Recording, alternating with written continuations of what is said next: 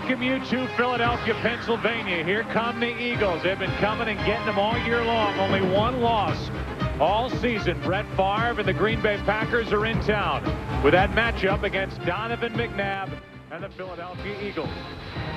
We present the NFL on Fox in a fun matchup in the NFC. The Pack at 7-4 against the Eagles at 10-1.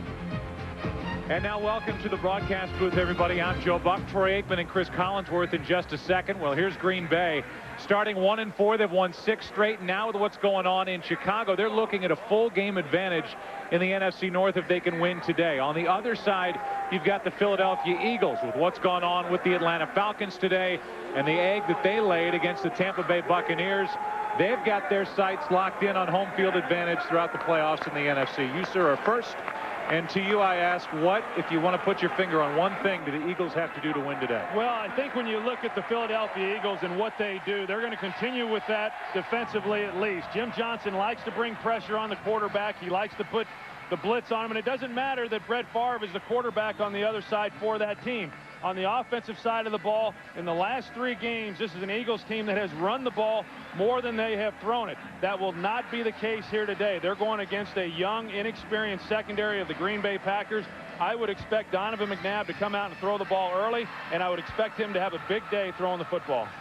You know, for the Green Bay Packers, everything's just been going great. They've won 6 in a row, and Brett Favre is playing fantastic football. Amon Green is back. Javon Walker has been tremendous. The offensive line, unbelievable. The defense is even getting better, but all that really doesn't matter.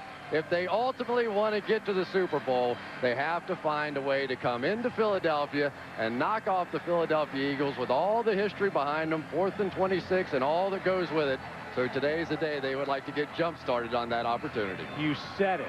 The game hasn't even started, and you said 4th and 20. I couldn't wait. I'm sorry, I couldn't wait. For the love of God, Cris, have you no heart? None. To check on how your fantasy team is doing, text message 63504 on your singular wireless phone or log on to foxsports.com. Let's see. We've been talking, so now we look down on the field and see who will receive the kickoff, and that's Green Bay. You look at the series history, the Packers leading it. However, you look at that bottom line, the Packers' last win in Philadelphia came back in 1962.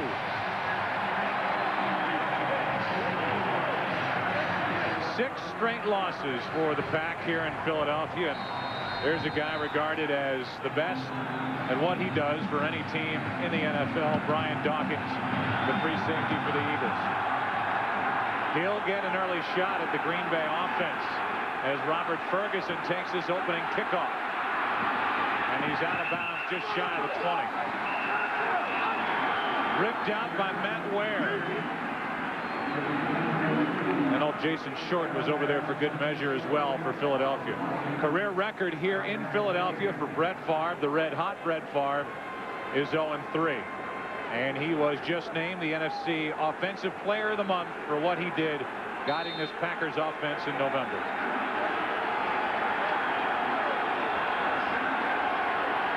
We welcome a new audience to this game, the big late game here in Philadelphia, a rematch from that January playoff game. Cris has already said 4th and 26, and this is the first play from scrimmage for Green Bay. They bring in that U-71 package and penalty flags before the snap. This will cost Green Bay 5 yards.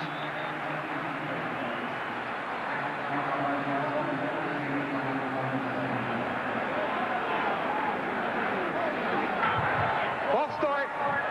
76 offense. 5-yard penalty. Still first down. They get Chad Clifton and the 5-yard penalty. This offensive line is the best in the business, and they have allowed only 5 sacks all year. And when you have Brett Favre, the 35-year-old playing quarterback, it's a nice thing to be able to keep him from ending up on his back. Amon Green, fractured ribs and all, back in there for Green Bay. And he gets it. Trying to pick his way, and he gets nothing. Hollis Thomas was there. Dhani Jones, a linebacker, was there. And a good play to start for this Philadelphia defense, which looks like this up front. And guys, they say as go these defensive tackles, so goes this Philadelphia defense, and Simon and Walker have been playing better lately. They had a good game last week. They had struggled up until last week's game, but they're pretty solid across the board in every other position. Those are the keys inside. On second down, Favre completes it to Javon Walker. And Walker is wrestled out at the 20.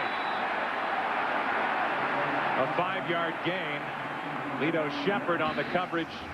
3rd and long coming up for the Pack. Well, as soon as you get in long yardage situations, Jim Johnson, the defensive coordinator for the Eagles, is going to come with the blitz.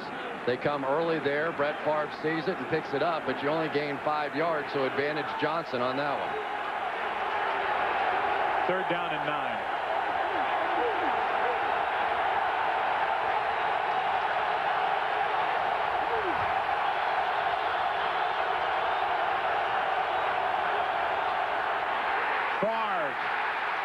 Escapes trouble, gets rid of the football. Henderson, the fullback, is brought down immediately.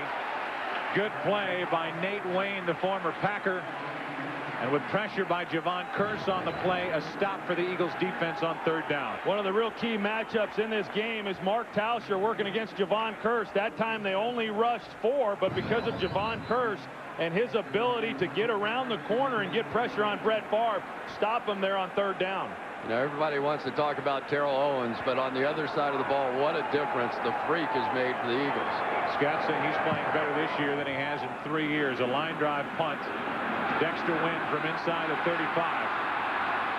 Decent return by Wynn out to the 43. A return of 11 yards. Tony Fisher on the stop, and Donovan McNabb, who is putting together his best year yet in the NFL, is onto the field, joined by an offensive line that is going to be tested without Artis Hicks at left guard, Jermaine Mayberry at right guard. It's Steve Shulo getting the start on the left side, and Alonzo Ephraim regularly a center at right guard. Yeah, and last week, Joe, Hank Fraley, he worked to Steve Shulo's side in order to try to give him help. Now he's got 2 young players on each side of him, not to mention Grady Jackson lining up over him. He's going to need a little help of his own. You saw the final with the 10-point victory for the Chicago Bears in a surprising win over Minnesota. So an opportunity here with a win for Green Bay to be a full game up. Encroachment, defense, number 75, 5-yard penalty, still 1st down. They get Vic Grady, who likes to say to the guy across from him, who's going to help you today, because he sees one double team after another all day long. Well, that time Hank Fraley got some help from Donovan McNabb. You could see that they were just about ready to jump out of their skin. Grady Jackson and the other defensive lineman trying to get after McNabb, and that snap count will slow him down a little. McNabb fires, and wide open is Greg Lewis. He's down to the 35. Lewis makes only his 7th catch of the season. A 17-yard gain, and that'll give a 1st down just inside the 35 of Green Bay for Philly. What you're going to see is a little bit of a natural pick. Greg Lewis goes to the outside, but because of the slant route here on the inside by Terrell Owens, that's what knocks off the defender, and that's why Greg Lewis was as open as what he was. Greg Lewis, a young talent and a guy that they expect a lot from in years to come. On 1st down, they hand it to T.O. on an end around. And he's going to go backward even more and be wrestled down just inside the 45, but a flag comes in at the end, and you wonder if there's a face mask involved. Yeah, I agree, Joe. Ahmad Carroll made just a fantastic play to get off the blocker and come up. Mask. Number 23 defense, 5-yard penalty, still 1st down. So it's only a 5-yard penalty. And they said 23 Roman. We'll see if it's Roman or Ahmad Carroll. Well, coming into this game, this is something that Philadelphia wanted to try to do. They wanted to run the end arounds because they felt that on the backside they would over pursue. Green Bay would. That time Ahmad Carroll, because of the coverage, he was up there to make the play. You could see it was Roman who was guilty. Only the 5-yarder. 1st down. It's a 1st down for the Philadelphia Eagles, trying to move to 11-1 today with a victory. No score here early. Packers went 3 and out their first possession. Handoff is to Westbrook, and as he tries to string it out to his right, he picks up 2, and it's Sharper on the tackle. We look at the defense for Green Bay. There is no bigger difference maker than the guy that wears number 75, Grady Jackson, and what he does at the nose tackle position in defending the run. You see the linebackers, but the question marks, Troy, are on that secondary, a young secondary for Green Bay. Well, Al Harris, he's the veteran guy, but then you think of Darren Sharper. He's limited. He's banged up. He's only going to be playing in their nickel and dime packages. And so you've got some young players that the Eagles hope to exploit. 2nd down and 8. McNabb over the middle, completes it. That's Pinkston. Run down by Nick Barnett after a gain of 5. You know, it's interesting. We've been thinking that Al Harris was going to be matched up one-on-one against Terrell Owens all day.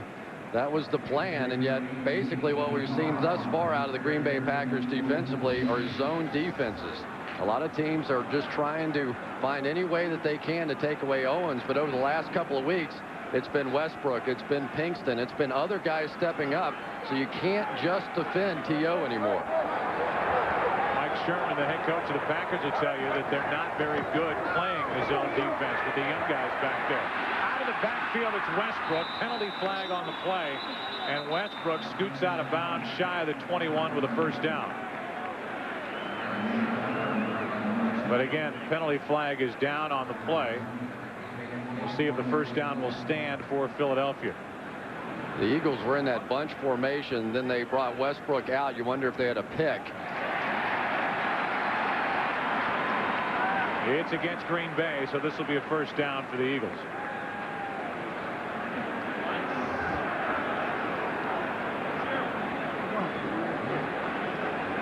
Illegal hands to the face. Defense.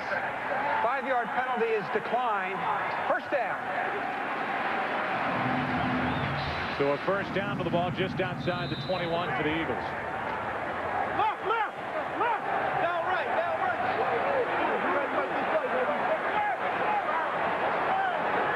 Westbrook out, Levens in. McNabb going to the end zone. T.O. incomplete, but a penalty flag comes down in the area where there was coverage on Terrell Owens by both Harris and Sharper. Yeah, it looks like they're going to get Al Harris on the contact down the field against Terrell Owens. Illegal contact. Defense. Number 31. 5-yard penalty. 1st down. One of the things that Al Harris wants to do, he wants to get physical with Terrell Owens to try to keep him from getting the ball in his hands. Thinks that's the best way to go about covering him. Here today, we're going to see a lot of this, but as Terrell Owens starts to the corner, you see Al Harris grab him. Alonzo Ephraim and Steve Shulo inside. The 2 guards that replace the starters have been doing a fantastic job thus far as well. Big area for Donovan McNabb to step up and make that throw. How about that? This game isn't 5 minutes old, and the Packers have already committed 4 penalties. McNabb with pressure. Penalty flag comes in here, and McNabb throws it out of bounds. And this is a hold against the Eagles.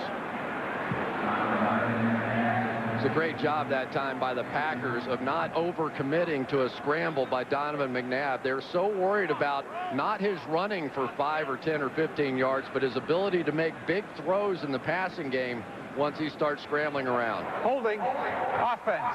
Number 72. 10-yard penalty. Still 1st down. Well, they better be worried a little bit about him running the ball. Last year in that January playoff game, he rushed for 107 yards. Defeating Green Bay, and that's a playoff record. And that's Trey Thomas on the hold against Aaron Campman, and that's just being lazy with your feet. As soon as your feet get out of position and Aaron Campman started to come underneath him, his only alternative was to grab him. Scott Green, the referee, drilled Thomas in the helmet with a penalty flag. McNabb under pressure, steps up, and he's brought down. Ahmad Carroll, who had such a big night on Monday night against St. Louis, ends up with the sack and a loss of 2 on the play. Pressure by Harris. Carroll gets the sack. It's going to come right here from the outside, and you just get the feeling now that this is a defense that is growing. They had so many young guys in the secondary, and you wonder just how much Bob Slowick, their defensive coordinator, could do early on in the season. But as they have gotten more and more experience, we're seeing more exotic looks out of the Packers. Yeah, and on that play, the Eagles had the perfect protection on. Brian Westbrook missed the block. Michael Westbrook. More pressure, and dumping it off is McNabb. What a move by Westbrook. And he gets the 10 yards back that the Eagles were hit with on the hold by Thomas, plus a couple more, a gain of 12. And Troy, I think for a quarterback, what greater luxury is there than to have a guy like Brian Westbrook that can catch the ball, make somebody miss, and add 10 yards to your stats?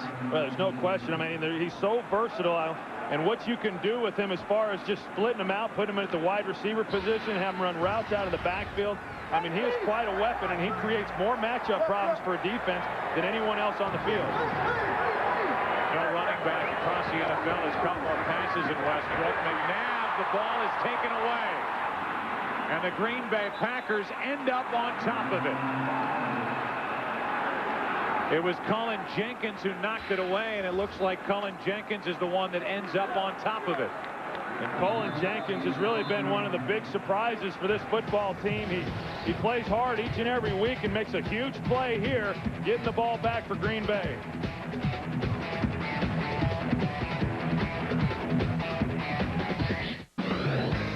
Fox NFL Sunday is brought to you by Southwest Airlines, proud sponsor of the NFL and official airline of Super Bowl 39. So the turnover, Colin Jenkins, who is no longer known, but at least Packer fans, is Chris Jenkins' little brother. He has really made an impact across the defensive line for Green Bay, forced the turnover, recovered the fumble, and the Packers have it starting at their own 23.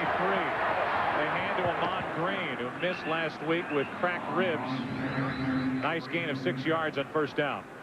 Well, Colin Jenkins right here is going to be working against Alonzo Ephraim, who is essentially the 5th guard in the lineup now for the Philadelphia Eagles. He's a converted guard. He was a center and really just trying to fill in a warm body at that position. But we're going to have to keep an eye on that matchup all day long because Ephraim is really playing out of position. On second down, Favre. Bubba Franks picked off, and it's Dawkins who gets Favre again. Dawkins got him in the January playoff game to set up the winning field goal and play in center field here. He comes up with the interception. That's his 3rd of the year. That's the 2nd week in a row we've seen Brian Dawkins make that kind of play over the top. Tremendous range. There was nowhere for Brett Favre to throw the football. He tried forcing one in.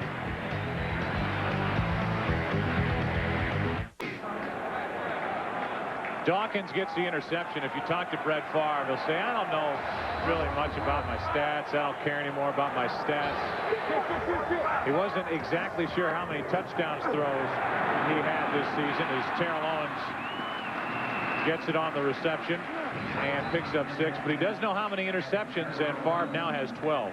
Watch how far Brian Dawkins on this interception runs before Brett Favre even begins to throw it. He sees the receiver on that side, and as Troy Aikman pointed out during the break, there was no other receiver, so he just jumped all over the route, that time run by Bubba Franks, and actually beat him to the spot. Yeah, and even with Brian Dawkins going over the top, he still couldn't have fit that ball in because of where Sheldon Brown was. On second down and 4, Westbrook. Cledius Hunt got to him first. A game break. It's James Brown back in L.A. Joe Buck, the torrid pace of Peyton Manning continuing. 3 touchdown tosses today. He now has 44 touchdowns. This ties Chris Collinsworth's colleague, Dan Marino, for 2nd highest all time. 12 consecutive games with multiple touchdowns ties Johnny Unitas for all-time highs. And oh, by the way, Indianapolis won big. Back to Joe Buck, Troy Aikman, and Chris Collinsworth. I thought he was going back to my Pop Warner days. He was going to say I was comparing myself to Peyton Manning. That was a reason. 3rd down and 5. McNabb. Pressure. McNabb stays on his feet long enough. Lord. Flips it for the first down. You've got to be kidding me. Kingston on the reception, and the strength of McNabb showing up. Jenkins couldn't bring him down, and McNabb completes it for 11 yards. It really is remarkable, the athletic ability of Donovan McNabb. He's trying to go to Terrell Owens, who was in motion, but pretty good coverage there by Michael Hawthorne. And then Donovan gets pressure in the pocket, and at that time he finds Todd Pinkston, who's moving around and gets him to an open space. Unbelievable. Colin Jenkins trying to get him to the ground, but you're not going to get him down just pulling on his ankle. Now, how about the arm strength of that to have your wrong foot forward, one foot off the ground, and complete that pass? Are you kidding me? A blitz coming from Green Bay here, and it's Terrell Owens. Terrell Owens sniffing the end zone, and he is in. Touchdown, Philadelphia. There we go.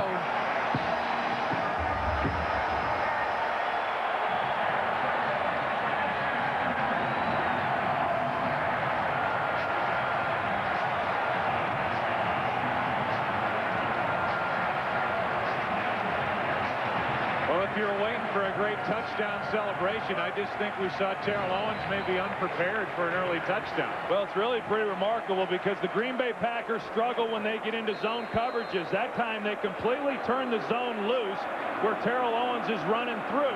Much better defensive team when they're in man coverage, but they made a huge mistake turning him loose in the middle of the field. No Sharpie, no pom-poms, no Ray Lewis. No waybacks, no nothing. How good is he in the open field? Getting into the end zone, Donovan McNabb, another touchdown throw, and the lead for Philadelphia. A lot of people talking about this matchup coming into this game of Al Harris, the former Eagle, against Terrell Owens, the new Eagle. And Terrell Owens just set a franchise record for Philadelphia with his 14th touchdown catch this season. He's also over 1,000 receiving yards this year. 5th straight year he's accomplished that. Davenport, who had the big Monday night on the ground at Lambeau against St. Louis, returns at 16 yards. Adams on the stop. On the phone is T.O. In the end zone was T.O. 7-0 Philly. We welcome you back to Philadelphia. Donovan McNabb adds another touchdown. He has 24 on the season. His total of 23 coming in third best in the NFL. And now Favre will try to answer. That's right through the hands of Ben Steele. Incomplete, 2nd and 10. Back to the TD. And a perfect storm of things going wrong. You have your best pass rusher dropping out. So Donovan McNabb with so much time, the zone gets stretched vertically, and so there's literally no one home. You have a defensive end underneath, and your 2 deep coverage guys are standing back at the goal line covering the deep clear-out route. Into the end zone for the 14th time this season was Owens. Amon Green bounces it outside and scoots across. It looks like enough for a first down as they marked him out at the 35 for the first time tonight. We'll say hi to Pam Oliver. Hey, Joe, the Packers tried several different protective devices before settling on the flak jacket that Amon Green is wearing tonight. It is a custom-made jacket. It attaches at the shoulders, very similar to what quarterbacks wear to protect their ribs. Green needs that extra protection, of course, because he has a fractured rib. I spoke with him for a hot second before the game. He said he feels fine, but it'll be interesting to see how he is in the 4th quarter after being hit for 4 quarters. He just got smacked there by Semino after the completion, good for 3 yards over the middle. Mark Semino, of course, moving out now to the outside linebacker position. Jeremiah Trotter being moved to the inside linebacker position, and they just feel like emotionally this is a different defense with Jeremiah Trotter in the middle. His phrase is, turn it back to your boy. I've got it from tackle to tackle. Turn it back to your boy. 2nd down at 6 and a toss to Green running left. They're not afraid to use him on Green here early. He's been busy. He gets 4. And as you look at this 6-game winning streak for the Green Bay Packers, it coincided with Mike Sherman taking over the play calling. There's the record. There's the yards per game, and they've allowed only 2 sacks. And I guess that bottom point probably be the top point, Troy. You go back always to this offensive line for Green Bay. Well, like any good offense, those guys are the key. They've been playing together a long time. They're very athletic, very powerful, and doing a great job up front. On 3rd down and 2, they hand to Donald Driver, who is in motion, and he is collared shy of first down yardage by Sheldon Brown. Dhani Jones there, a loss of 2, and another Packer punt coming up. You know, you go back to that last point about Mike Sherman when he took over the play calling. Yeah, they're 6-0, and they've been, you know, going for over 400 yards of offense during most of those games. They were pretty good under Tom Rosley as well. 3 of the 5 games where he was calling plays, over 400 yards of offense, and only 3 sacks in those games. So it's not like they were that bad when Tom Rosley was calling the plays. Good punt here by Parker. And muffing the punt is Dexter Wynn. He's able to get back on top of it at the 7. So a near miss, an opportunity for a brief moment for Green Bay, but Wynn able to get back on top. And the Eagles have the ball at their own 7. You come to an Eagles game, Owens gets a touchdown. You're almost disappointed when he doesn't come up with some great trick after getting the touchdown. And Andy Reid coming over to congratulate him and say, okay, we're one touchdown away from Andy Reid donning the tights. No word as to whether there'll be leg warmers or anything else involved. Donovan McNabb has started 7 for 7, 99 yards and a touchdown. L.J. Smith, the tight end, gets it out to the 12, a gain of 5. You know, when Terrell Owens came to Philadelphia, a lot of people asked Andy Reid how he was going to treat him.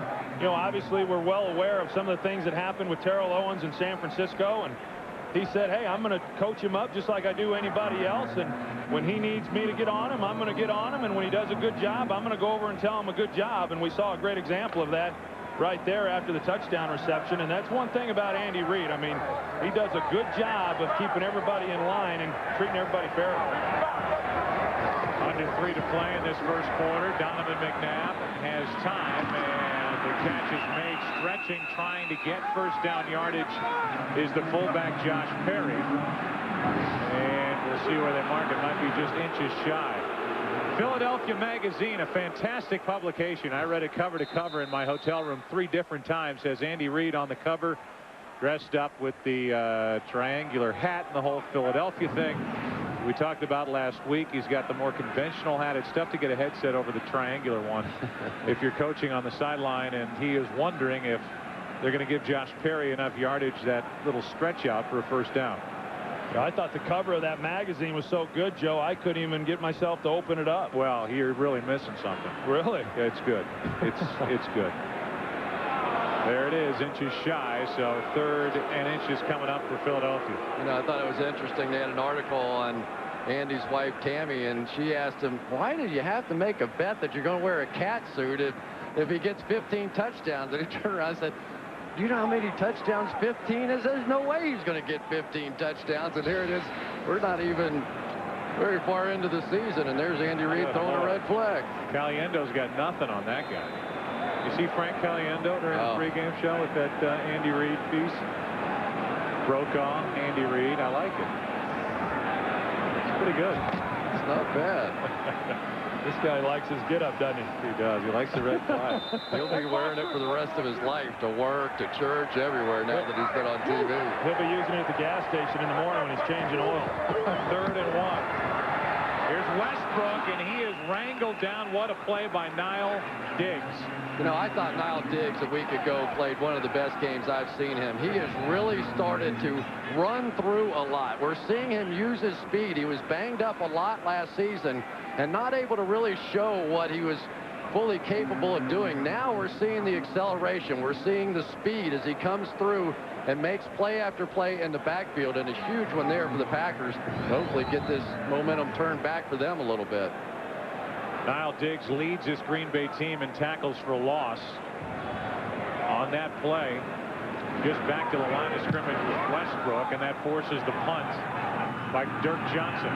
From inside the 40, it's Chapman. Nice return by Chapman, and he crosses midfield. So with 1:38 remaining, Green Bay with great field position. We look ahead to next week. The Seahawks at the Vikings. That's going to be a big game for each team, no matter what happens tomorrow night on Monday Night Football for Seattle. Doubleheader. Game 2, Lions and Packers. They move that game to a late start. If you are in Green Bay watching this game and you have that game on your schedule, it's now a late start. Nate Wayne, the former Packer, is down and injured after covering that punt. A 45-yarder from Johnson, but an 11-yard return. Diggs with a big play for the Green Bay defense.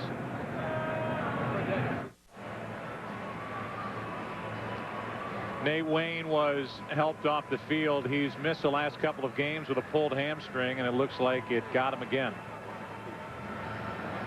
So they got him off the field. And to you guys, the experts, the analysts, I'll ask you, how did the Chicago Bears beat the Minnesota Vikings today in Chicago? How'd that happen? Hey, that's the NFL today, Joe. That's what we talk about every week, the parity that's involved, and that's why there's so many teams still alive in the NFC. William Henderson, the fullback, gets drilled. That was Jeremiah Trotter, the middle linebacker, and we're under a minute and a half to go in this first quarter. Well, and that's the best explanation I've got for it. But Chad Hutchinson played today, right? The old Dallas Cowboys, former baseball player with the Cardinals, and based on what we saw out of the quarterback situation over Thanksgiving, apparently it was a step up. Maybe the extra day's rest really helped them. Could have been. Yeah, could have been. We'll move back to this game. 2nd down and 6. Favre is going to go down the middle of the field, throwing into double coverage again, and he is almost picked off by Lito Shepherd, who had to leave earlier with a sprained finger. He went in for x-rays. The x-rays negative, and Favre is trying to bite off a little too much. Yeah, it's the second time. On the first one, he had the interception, which we saw. Now he's trying to throw into double coverage again. You've got Lito Shepherd and then Sheldon Brown coming underneath it. You just can't force the deep post when you've got 2 defenders down there covering. Troy, look at this. Bubba Franks pops wide open on this play. There is nobody back there. It looks like he was, but he was a good 10 yards behind that defender. 3rd down and 6.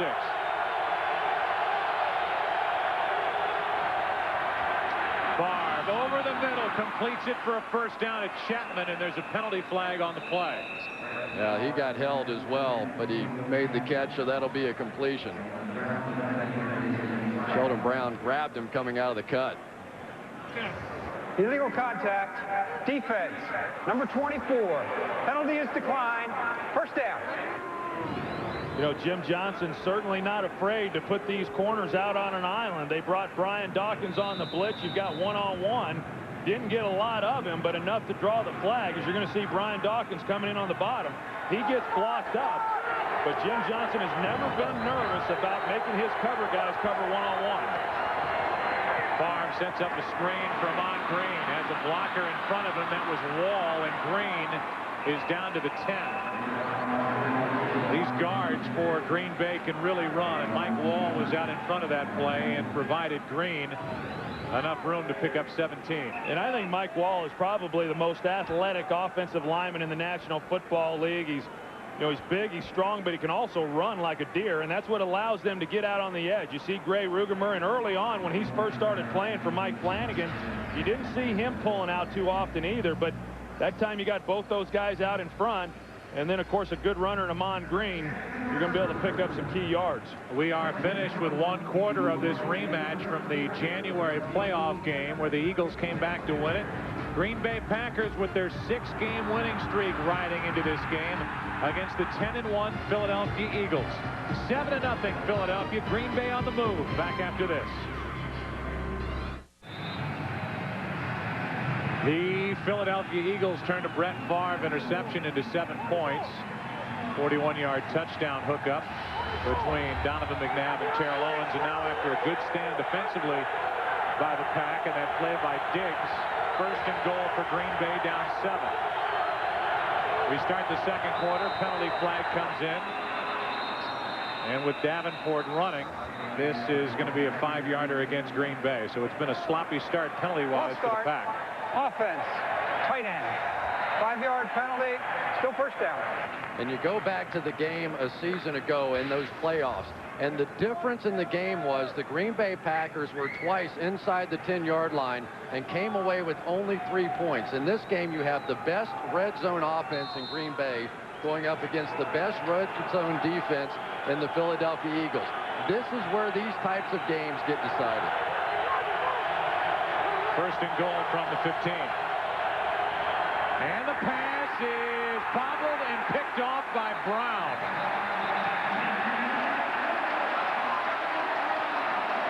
And Brett Favre is having a horrendous start to this day in Philadelphia. Well, it really is, Joe, on that particular throw there. That's one you want to throw to the back pylon, and for whatever reason, Brett Favre decided to throw a line drive ball. He's trying to get it into Donald Driver, but because he throws such a flat ball, Sheldon Brown's able to turn around and make a play on that. Had he have gotten air under that and let Donald Driver run to the back pylon, he may have had a shot for the touchdown. You know, Troy, I think he was trying to throw that one to the back shoulder, but Sheldon Brown never took his eyes off of Brett Favre. Let's see if Brown. Yeah, I think the ball hit the ground. That's worth a challenge. I don't know that they get the interception if this play is challenged. Yeah, I was going to say the same thing. You wonder, as we look down at the Green Bay sideline, if they're going to throw the flag. Well, they missed an opportunity there. It's at least worth a look, worth a challenge. You may not get it, but why not? As the pass is complete to Westbrook, he's wrestled down by Roman after a gain of 9. Same rules apply to wide receivers on receptions. You're going to take a look, and as Sheldon Brown gets the ball in his hands, does he maintain possession all the way to the ground? Nice job of concentration, but the ball there is loose. That's not a good angle for the shot, but the ball was loose when he came to the ground, and it looked to me like he did not have possession of the ball when the ball hit the ground. Right there. I think you're absolutely right.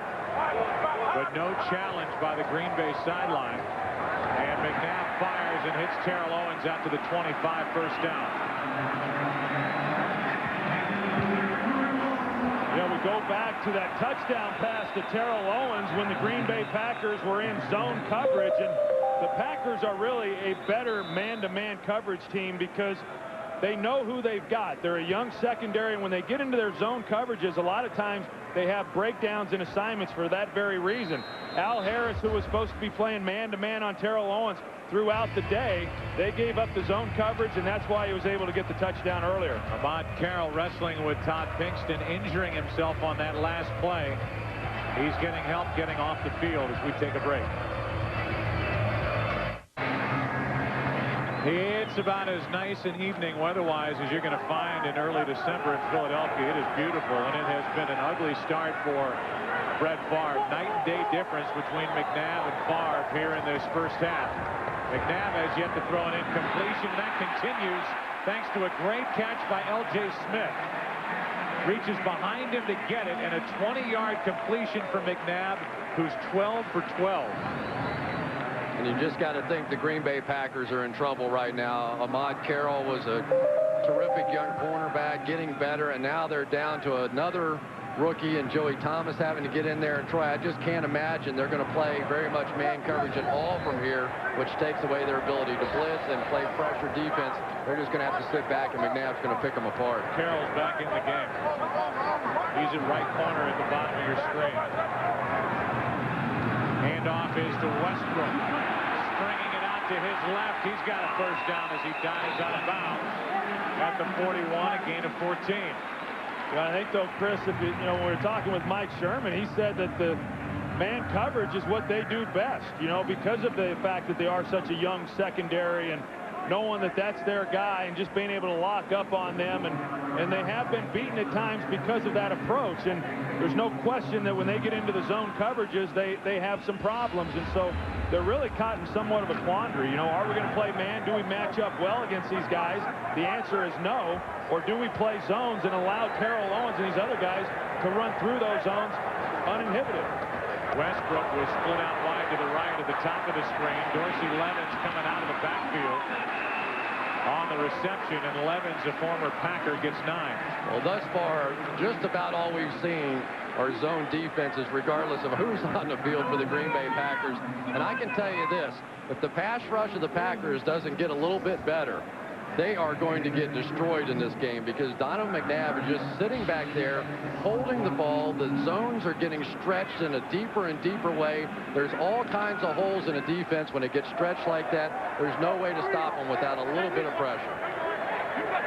If McNabb can't complete his next pass, he'll set a franchise record. And he does. 14 straight completions to start the day. This one to Westbrook. And he's down just inside the 15. And that time they were able to get pressure on Donovan McNabb right up the middle. That's the one area where a quarterback does not want to get pressure. Green Bay gets right in his face, but Donovan stares it down and is still able to make a good throw away from the defender to Brian Westbrook. Nice job by Donovan McNabb hanging in the pocket to get the ball completed.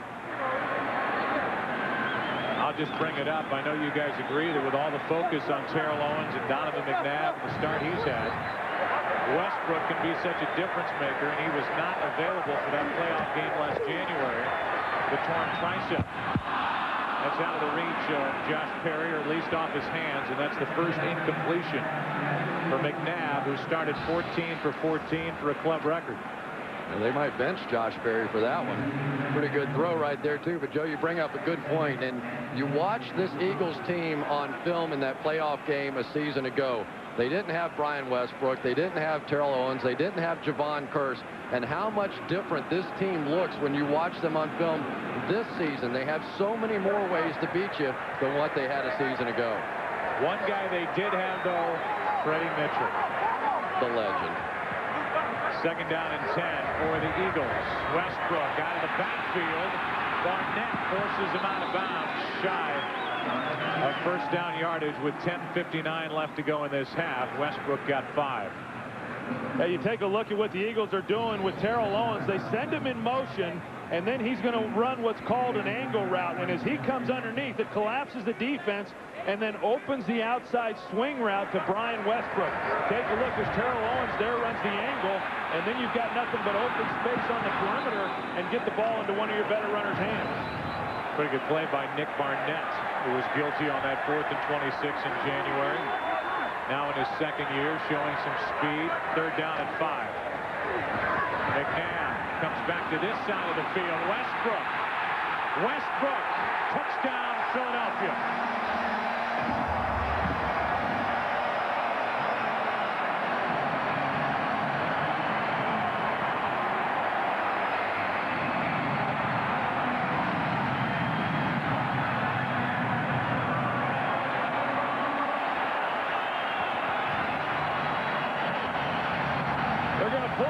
Guard Steve Shulo, he tries to get out and put the block. He's not able to get out there in time, but Brian Westbrook does a good job in open space of being able to get that ball in the end zone. And Troy, you put Terrell Owens at the top of the field, and nobody is thinking about a screen to the backside. They have so much coverage focused on him on that side. It's just a walk-in touchdown. And they have so many weapons now with Terrell Owens. So many options for Donovan McNabb. This time he gets his running back Westbrook out of the backfield. And T.O. loves it. Cheerleading at 14-0 Eagles. Brian Westbrook gets his 7th touchdown of the season, his 4th at the end of a pass reception from Donovan McNabb, who now has 25 touchdowns through the air this season. 112 during his career, and it's 14-0. Philadelphia on top. We will take a break. Terrell Owens on the hookup, 41 yards for a touchdown to get the scoring started. Now Westbrook.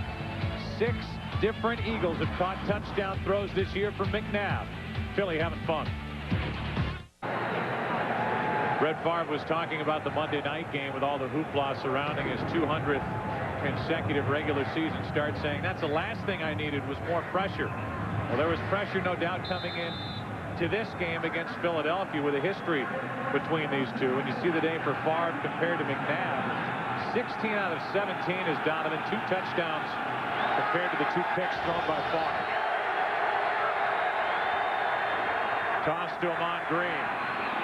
And Green gets it to the sideline. Nice run on first down, forced out by Semino. A gain of 8. Let's go down to Pam. Hey, Joe, the Packers defense is trying to regroup after giving up those 14 points to McNabb and company. Grady Jackson dragged his big body up and down the bench, demanding that his teammates pick it up.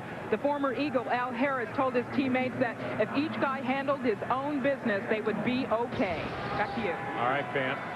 Well, the guy they really need to handle his own business is Brett Favre right now, because they have really been stopped only because of 2 mistakes by him. Second down and 1.5 yards, and Amon Green gets a first down for Green Bay.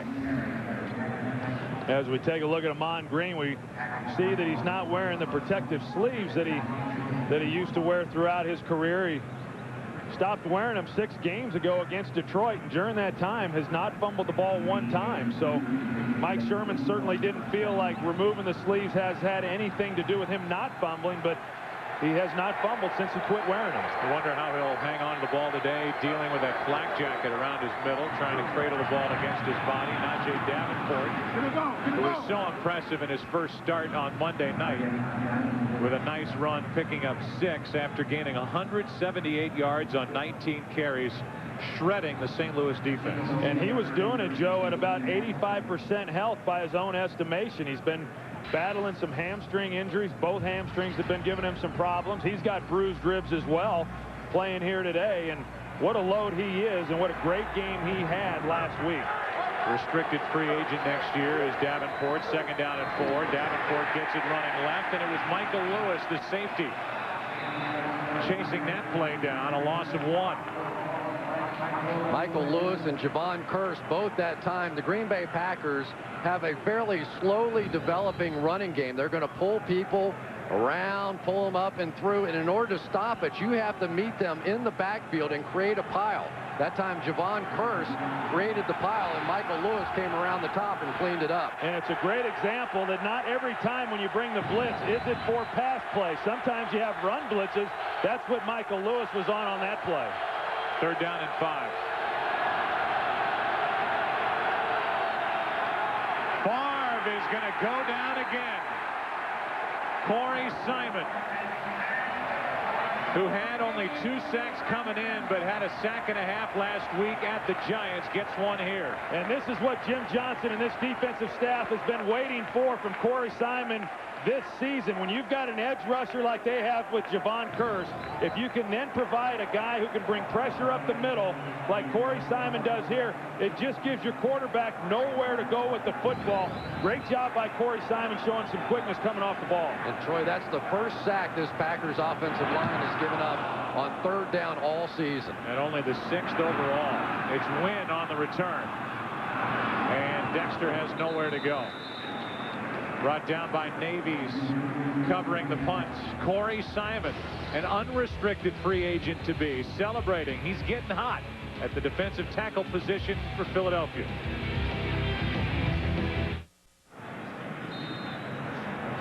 Offensive line for Green Bay giving up its first sack since the end of October. Setting up the punt, and now Philadelphia with the ball at their own 32, leading by 14.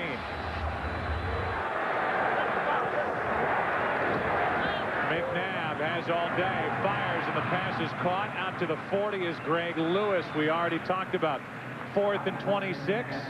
Freddie Mitchell takes us back to last January.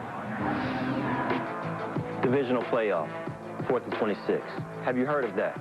Everything leads down to one play. It starts with the front line. What are you going to do? Who are you going to call? Sultan of the slot?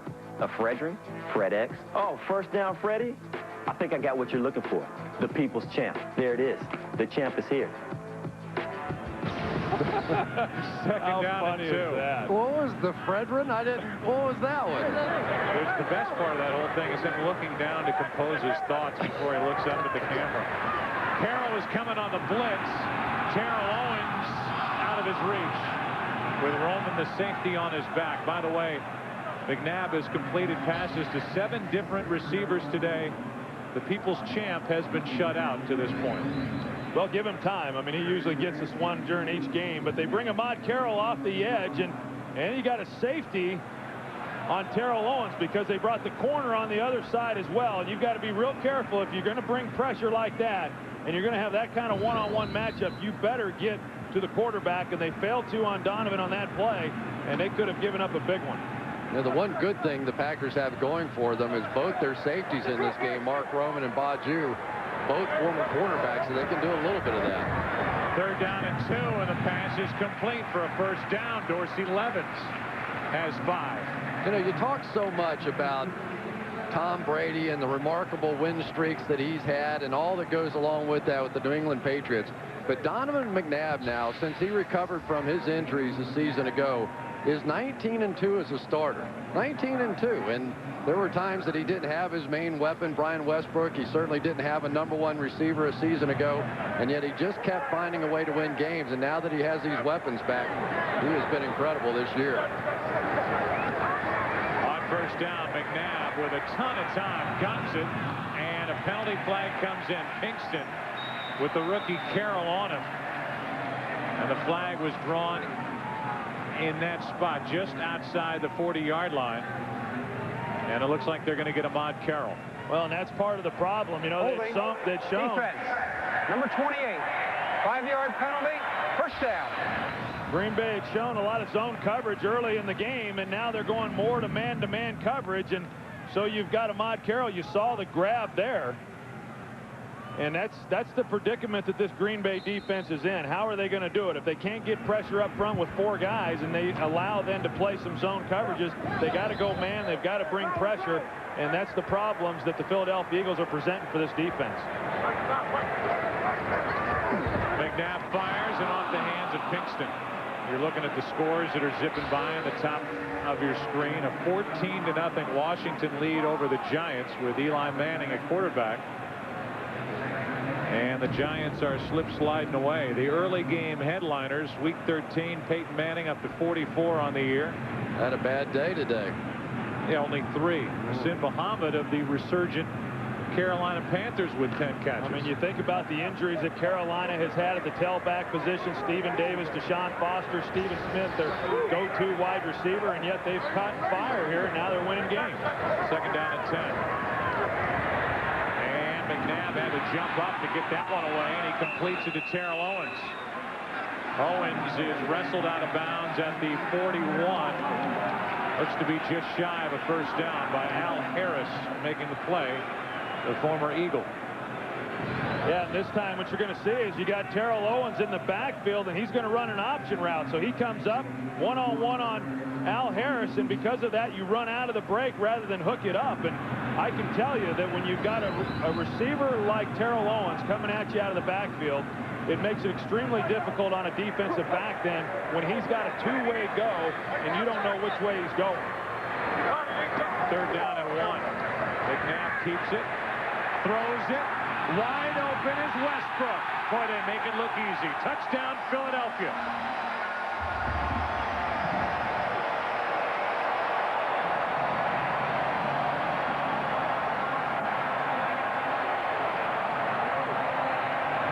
You talk about a confident Eagles offense. It's willing to call any and everything, no matter down and distance. 3rd and less than 1, and this is what happens. They're going to catch Owens going up the field here, and they completely lose Westbrook on the outside. Just an out-and-up route, and right now, this Packers defense is just lost. They just don't know who to cover. They don't know who to follow. They've tried a zone. They've tried man. They've tried blitzing. They've tried everything, and they are not even coming close to stopping the Eagles. 21-0. Donovan McNabb with a pair of 41-yard touchdown throws. One to Terrell Owens. This one to Brian Westbrook. The Eagles in this rematch are having fun again at the Packers' expense. Troy, you called it coming in that the play selection for the Philadelphia Eagles would be heavy pass against this secondary for the Green Bay Packers. It has been now the other side. Green Bay came in with visions of gashing this Philadelphia defense, running the ball, taking advantage of the defensive tackles, using that great offensive line. Now they're down 21-0 with 5.5 to go in the first half, and they've got to think about just putting it up. Well, you don't have to completely abandon the game plan at this stage. There's still plenty of time. The big thing for Green Bay is to get the ball here, put together a good drive, and try to get points prior to going to half. But the longer the game goes along, then obviously you're not afforded the ability to continue running the football, and then it gets on the shoulders of Brett Favre, who has struggled immensely here in the first half. Westbrook, by the way, with his 2 touchdowns today, has also received for 100 yards from Donovan McNabb. That's a single-game career high, and we're not even through a half. How about all the attention, Chris, that Owens got on that touchdown to Westbrook? It's really amazing what he's done for the other guys in this offense. He's going to take it straight up the field, and the entire defense is going to run with Terrell Owens. Triple coverage there, 0 coverage on the outside on Westbrook. Well, Mark Roman, he's the guy who had Westbrook in that coverage. So even though there were all those players running to Terrell Owens, Mark Roman broke the coverage, and that's why Westbrook was able to get in behind. Westbrook now with 21 career touchdowns, I believe it is, and he averages 25 yards a touchdown. He is a big play guy. Favre to put it up, fires for Steele, his tight end, and he is smacked. Bracketed on the coverage by Sheldon Brown and Lewis, and Brown is down. Ben Steele looked like he was pretty shooken up on the play as well, and I tell you right now, this secondary, whether it's Brian Dawkins or Sheldon Brown and Lito Shepard, they are putting the hit on these Green Bay receivers. So Sheldon Brown, their young corner, they just signed to a contract extension, is injured. Sheldon Brown was able to get up and get off the field under his own power. It's 2nd down and 10, and they hand to him on Green, nowhere to go. Jeremiah Trotter. What a difference. I mean, really, just what a difference watching this Eagles defense here in the last month. They add him to the lineup. They add the emotion. They add the downhill attacking style. And you saw it from everybody, not just Jeremiah Trotter. Dhani Jones last week, I thought, played one of the best games I've ever seen him play. You get an emotional leader like Hugh Douglas back on the sideline. This is a different team this season. 3rd down and 9.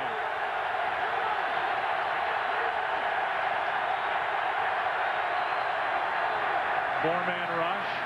Favre is underthrowing his receiver here, Fisher. And it's 3 and out again for the Green Bay Packers. Fisher was wide open, and Favre threw it into the ground. Yeah, and right now, Brett Favre has just not gotten into a comfort zone here in this first half. We've seen him make some poor decisions, and then we've also seen him make some bad throws. And he's obviously going to have to play better here in the second half if Green Bay is going to have a chance to get back into this game. You know, he was really backing out of that throw without anybody around. It's almost like he was anticipating pressure that wasn't there. Barker punts it away with Dexter Wynn waiting for it. And Wynn able to get a great return out to the 49-yard line. A return of 18 yards from Dexter Wynn. That's his longest of the season. A penalty flag and an injury. I'm guessing at this point, I think it's Paris Lennon who... There's no foul on the play. First down. Paris Lennon, who's been bothered with a bad left knee, injured it in practice this week. Tough to see the number. We'll make sure. As we remind you that this February, Fox takes center stage for 2 of sports' biggest events. The Great American Race, the Daytona 500. The NFL crowns a new champion in Super Bowl 39. Sports' greatest moments continue to unfold this February, only on Fox. Troy, can you ever remember a time that there's been one team in the NFC that has been this dominant? They've played, what, 8 games, I think, out of the NFC already. They've won every game by at least 10. Even when your teams were so good, or the 49ers, there was always competition within the conference. And now you kind of look around and you say, well, if the Green Bay Packers aren't competitive with this bunch, who can be?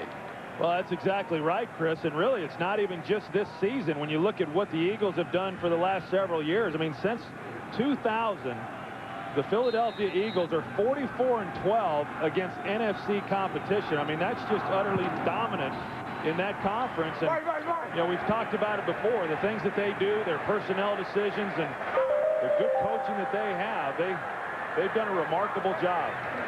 Blitz coming from Green Bay. Diggs was coming. The pass is away, and they'll throw a flag.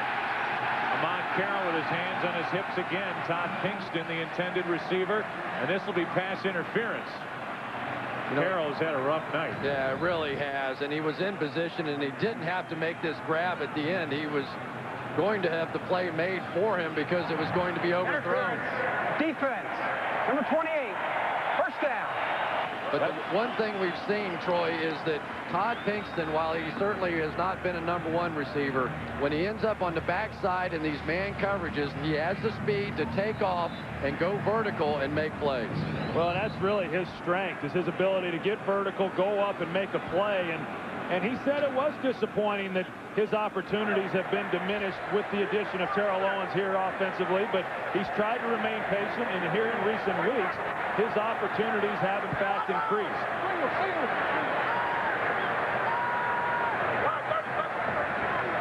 On first down, McNabb under pressure fires, and the pass incomplete to the fullback Perry. Yeah, and Donovan McNabb got smoked in the pocket. Aaron Campman coming around the right side, right to the front side of Donovan McNabb. And, you know, Donovan, as we've already seen, he likes to hang in the pocket and will till the last minute. He took a big hit waiting on that one. Penalty flag on that Illegal play. formation, offense. 5-yard penalty is declined. Second down. They're working against John Runyon, and well, you don't take too many of those and keep getting up. Is KGB playing out here today? He's out there. Called his name yet? Has no. He brought any pressure at all? These two tackles locking up pretty good against KGB, who is their best pass rusher, and right now they're showing they cannot get there without blitzing. And the two young guards are at least competitive and holding their own for Philadelphia. More time for McNabb, and the pass is low. Two different fouls on this play. There's two separate penalties on that last play. One flag in the secondary and the other in the area of a hold.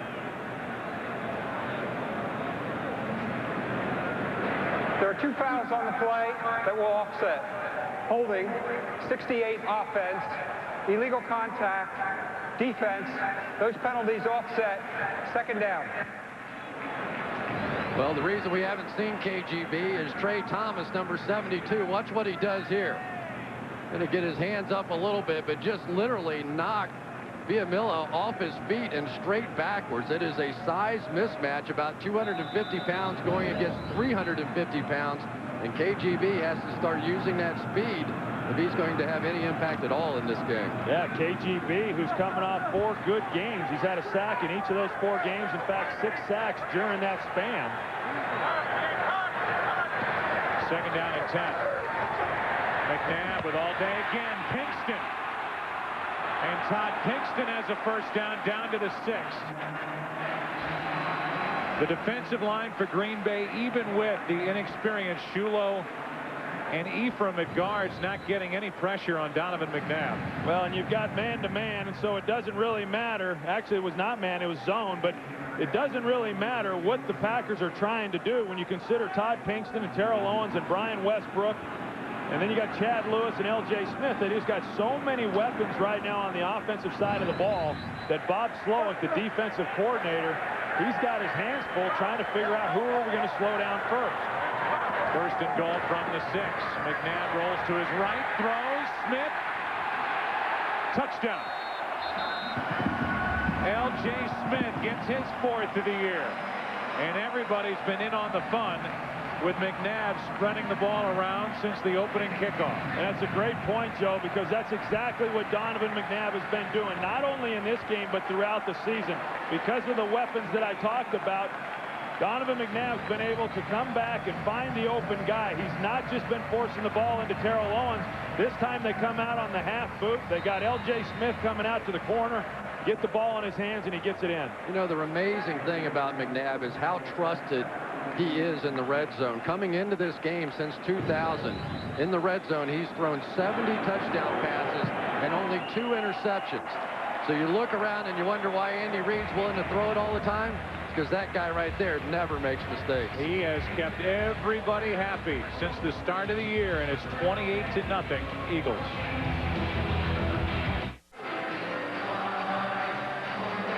It's 28-0. L.J. Smith got up banged up after that touchdown reception. He appears to be okay. And to further the point from earlier, guys, if you consider what's going on here between Philadelphia and Green Bay, and then think about what happened with the Atlanta Falcons being shut out today by the Tampa Bay Buccaneers, where is the competition from top to bottom, the rest of the NFC for Philadelphia, as they are marching their way toward home field advantage yet again throughout the NFC playoffs. Well, and let's not forget what happened to Minnesota today either, losing to Chicago. So how that impacts Green Bay, and they've got a chance to make up more ground as well. And you know, the NFC is a pretty muddy picture right now once you get beyond the Philadelphia Eagles, of course, the Atlanta Falcons, but there's still all these teams that are still alive, Chris. Do we need to just cancel the playoffs? Because it looks like the gap is pretty big out here right now in the NFC. They have just been so dominant. Najee Davenport had to reach high to get it.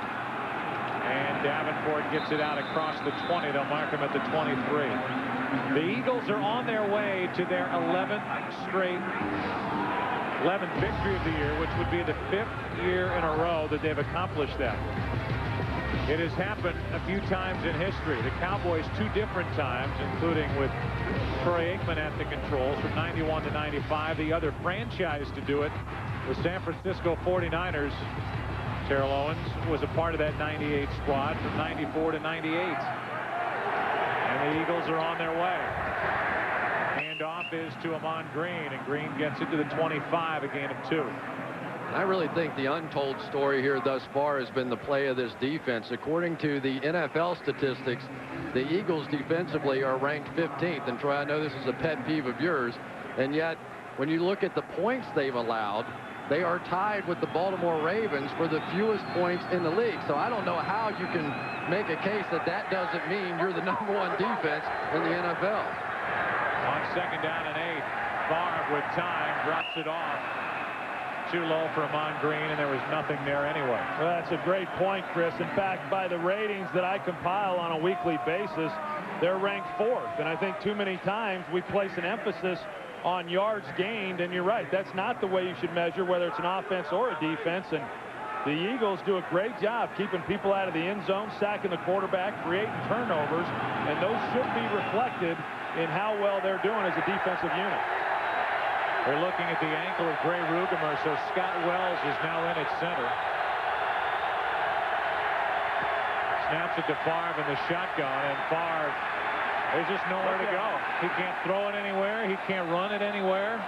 The Green Bay offense has been completely shut down by Jim Johnson's defense. Well, there's just nobody open, but this is not what the Green Bay Packers do offensively. What they do is run the football and play action and boot off of that. And when they are in this type of a situation where they're having to just drop back, throw the ball, get in their spread formation, this just isn't what the Packers do. Yeah, well, when they were trying to do what they do in the first quarter, the turnovers obviously stopped them, and then Philadelphia being able to capitalize, and the Green Bay Packers not being able to shut down the Eagles offensively. All of a sudden it becomes an entirely different game when you look for Green Bay to try to put together an offensive drive to come away with some kind of points to build on as they go in at halftime. They've been unable to do it. That was the 2nd Eagles sack of the day, and it brings up 4th down. The Eagles called the timeout, so they're not content with a 28-point lead with 2:15 to go here in this first half. And I tell you what, I wouldn't count him out either. I mean, even though he has not looked good, and at 28-0, this is still a very explosive offensive football team, and they can score a lot of points in 30 minutes of play. So the Eagles aren't putting this one in the win column yet by calling the timeout, and Dexter Wynn takes it from inside the 30. Another good return by Wynn. Barker is in his way, and Wynn is still going. Can't stay inbounds long enough to get to the end zone. But with no penalty flags down on the field, they'll mark Wynn at the 32. And I'm not sure you're going to be able to convince this crowd that it's not over. They've already started the na-na-na-na-na-na-na. Hey, goodbye. That may be the earliest in a ball game I've ever heard that cheer. You know, you come into this game, and it really felt like a heavyweight fight between the two elite teams in the NFC and the string of wins that the Green Bay Packers are on. And, you know, boy, at least here in the first 30 minutes of play, I mean, this has been absolutely a dominant performance by the Philadelphia Eagles. This will be the final play before the 2-minute warning. McNabb already has 4 touchdown passes. It ties his career high. And it's the 3rd time he's done it in the last 4 weeks.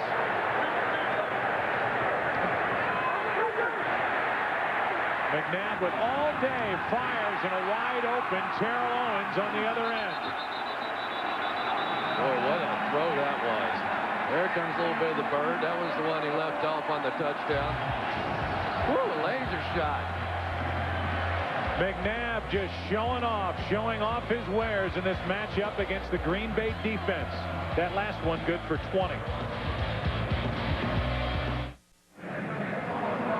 It's a time of reflection coming up on the Visa Halftime Report with JB, Terry, Howie, and Jimmy. They will reflect on the day across the NFL, and I'm sure they'll talk about what we have witnessed here in the first half, which is a complete thrashing of this Green Bay defense. A defense that allowed 448 yards through the air to St. Louis on Monday night. Already Donovan McNabb has thrown 4 touchdown passes, make it 5. Westbrook. No way can you get out there with Brian Westbrook with wide receiver skills on a safety and win that battle. That's just too easy. A 12-yard completion, 5 touchdown passes for Donovan McNabb, and this secondary for Green Bay is lost. Yeah, you can forget about how are they going to cover Terrell Owens. They can't cover anybody at this point. No matter what they try to do, it has not worked. And Brian Westbrook just runs a slant route, and they put it on him, and it's just like they're out at practice. 295 yards through the air in this first half for Donovan McNabb. And again, a career high, 5 touchdown throws. Well, we all look forward to this matchup coming in, but it is lopsided. It is a drubbing here in Philadelphia with the Eagles on top, 35-zip.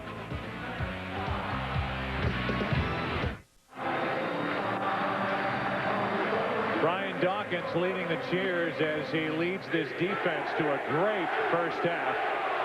The Packers threatened only once. Sheldon Brown came away with an interception with Green Bay knocking on the door, a ball that looked like may not have completely caught before going to the ground. The Packers did not choose to challenge it, even though we gave a couple of different looks to the coaches up in the box at the replay. And from that moment on, it has been Philadelphia the entire way with a 35-0 lead with 1:48 to go.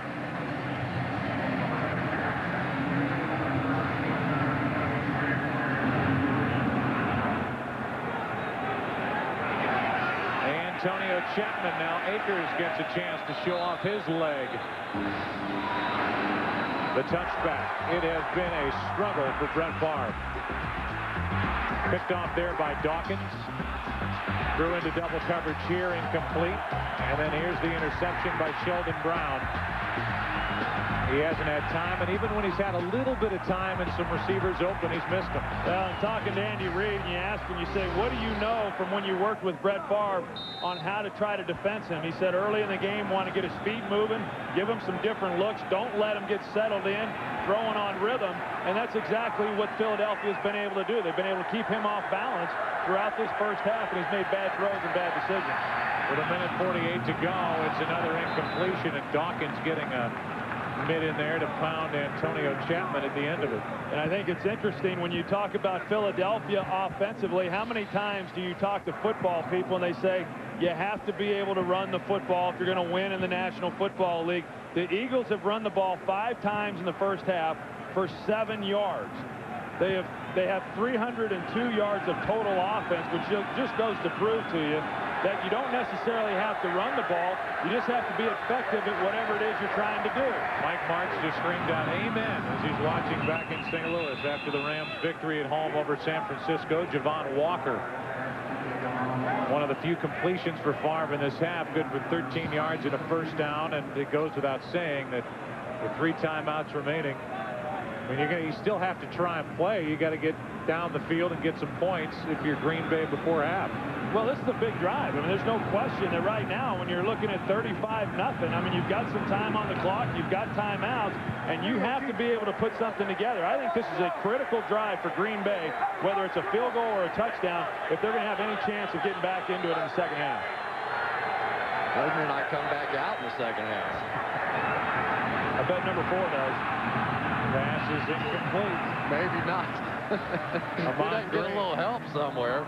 Oh, Mike, I mean, the hard thing to believe here is that this is a Green Bay Packers team that had been over 400 yards of offense in 5 of the last 6 games, had won 6 games in a row. Their defense was getting better. They were Mike Sherman calling the plays. All of a sudden, things were really looking rosy, and it's almost one of those moments like the Philadelphia Eagles had when they played the Pittsburgh Steelers, where they just got destroyed, but the Eagles bounced back from that game and have been playing even better since.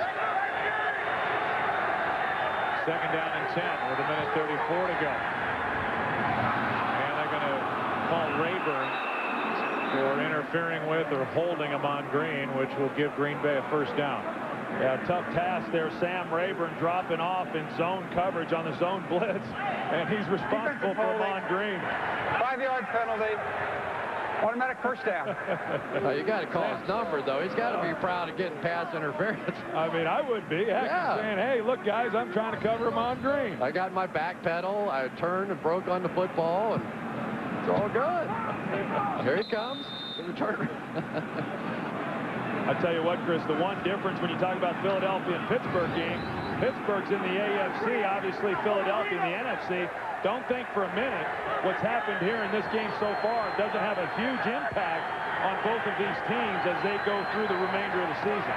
1:30 remaining. Favre over the middle of the field. The pass is caught by Driver, and that's right at midfield for another Green Bay first down. You know, I talked with Dhani Jones, the linebacker for the Eagles this week, and he said, we watched that tape against the Pittsburgh Steelers, and we just couldn't believe that it was us. He said, I never, ever want to get physically beaten and humiliated again like we did in that game, and that led to a lot of the changes that have really turned this defense around.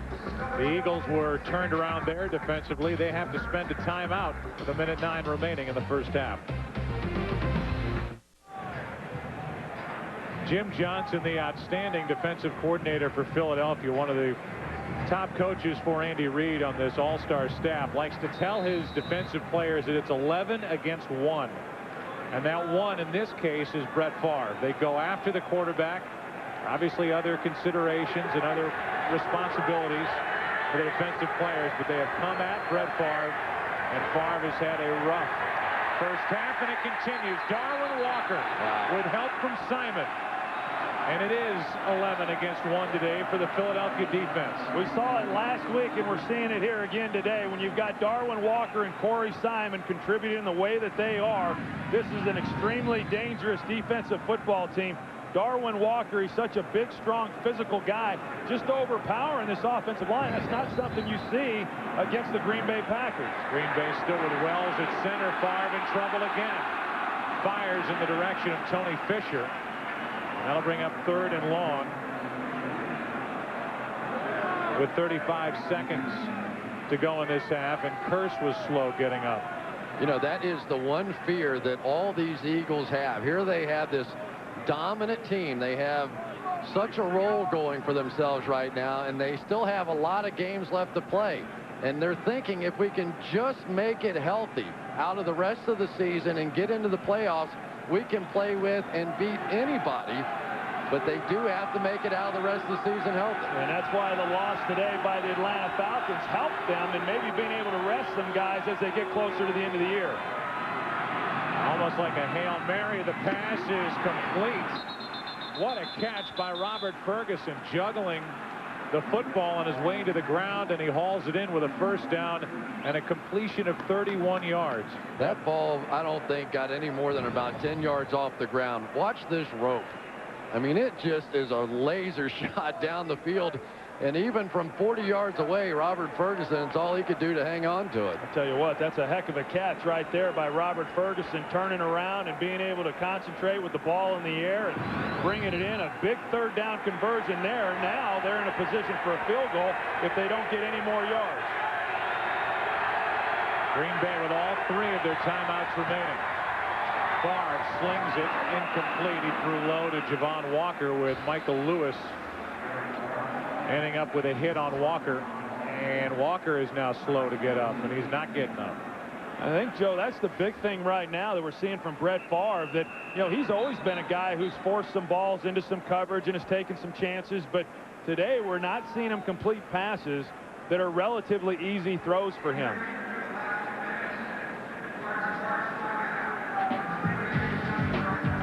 So they look at Javon Walker, a top weapon for Brett Favre, injured on that last incompletion. They are starved here in Philadelphia for a championship. The last one for this city in the 4 major sports. The Philadelphia 76ers back in 1983. The Eagles won the NFL championship 3 different times. They were in the Super Bowl once when they lost to Oakland in Super Bowl 15, 27-10, and all signs point toward another journey through Philadelphia in the NFC if you want to get to Jacksonville in the Super Bowl. And with the way the Eagles have come out playing and the fun they're having on the sideline, the confidence they have offensively and defensively, there's nobody better than this Philadelphia team in the NFC, and it doesn't even look like there's anyone close. 2nd down and 10. Javon Curse is back in the lineup for the Eagles. 2 timeouts left for Green Bay. Toward the end zone, a flag. Robert Ferguson, the intended receiver. And it was Dawkins, the safety, over to help on the coverage, and he drew the flag. Yeah, they brought the double corner blitz that time, and it just shows you the mentality of Jim Johnson defensively. Contact, defense, number 20. 5-yard penalty, automatic first down. Green Bay hits the big pass on 3rd down, gets them down in scoring position. Jim Johnson immediately dials up a blitz. They run the out and up. Good call by Mike Sherman.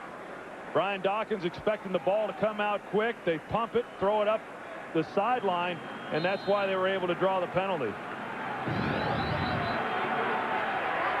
So 17 seconds remain. Green Bay with 2 timeouts left, just trying to get on the board. Over the middle, and that's over everybody. Brett Favre let a fastball fly, and with Chapman the closest one to it, that'll bring up 2nd down and 10. And on that last play, I thought the Packers got a bad break, because if they call pass interference on that play instead of illegal contact, the ball's going to go on the 5-yard line. And Dawkins rode him pretty hard coming out of that double move, and they gave him the illegal contact instead of the pass interference. Of course, it's determined by when the ball is released by the quarterback. Looked like the ball was in the air. You saw Javon Walker back in the lineup, injured his hip. And the snap is over the head of Favre. A lucky bounce right back into his arms. Favre fires for the end zone. Incomplete. Walker, the intended receiver, with Lito Shepherd on the coverage. And really, remember, Scott Wellstroy is in at center, and he snapped it over the head of Favre. Boy, I'll say, about 10 yards over his head. Brett does a good job of just keeping that play alive, and he had a chance. I mean, it was a good play by Lito Shepherd, because Javon Walker was open, but because Brett had pressure in his face, he just couldn't get enough on it to get the ball there in time before Lito Shepherd broke it up. And because that play took 11 seconds off the clock with 6 seconds to go, the Green Bay Packers trot out Longwell to try a 40-yarder. Longwell has had a great year, and if nothing else, the Green Bay Packers are able to get on the board before the end of the half. But this crowd in Philly fashion groaning and booing that the shutout is gone at 35-3. 2 seconds left in this first half.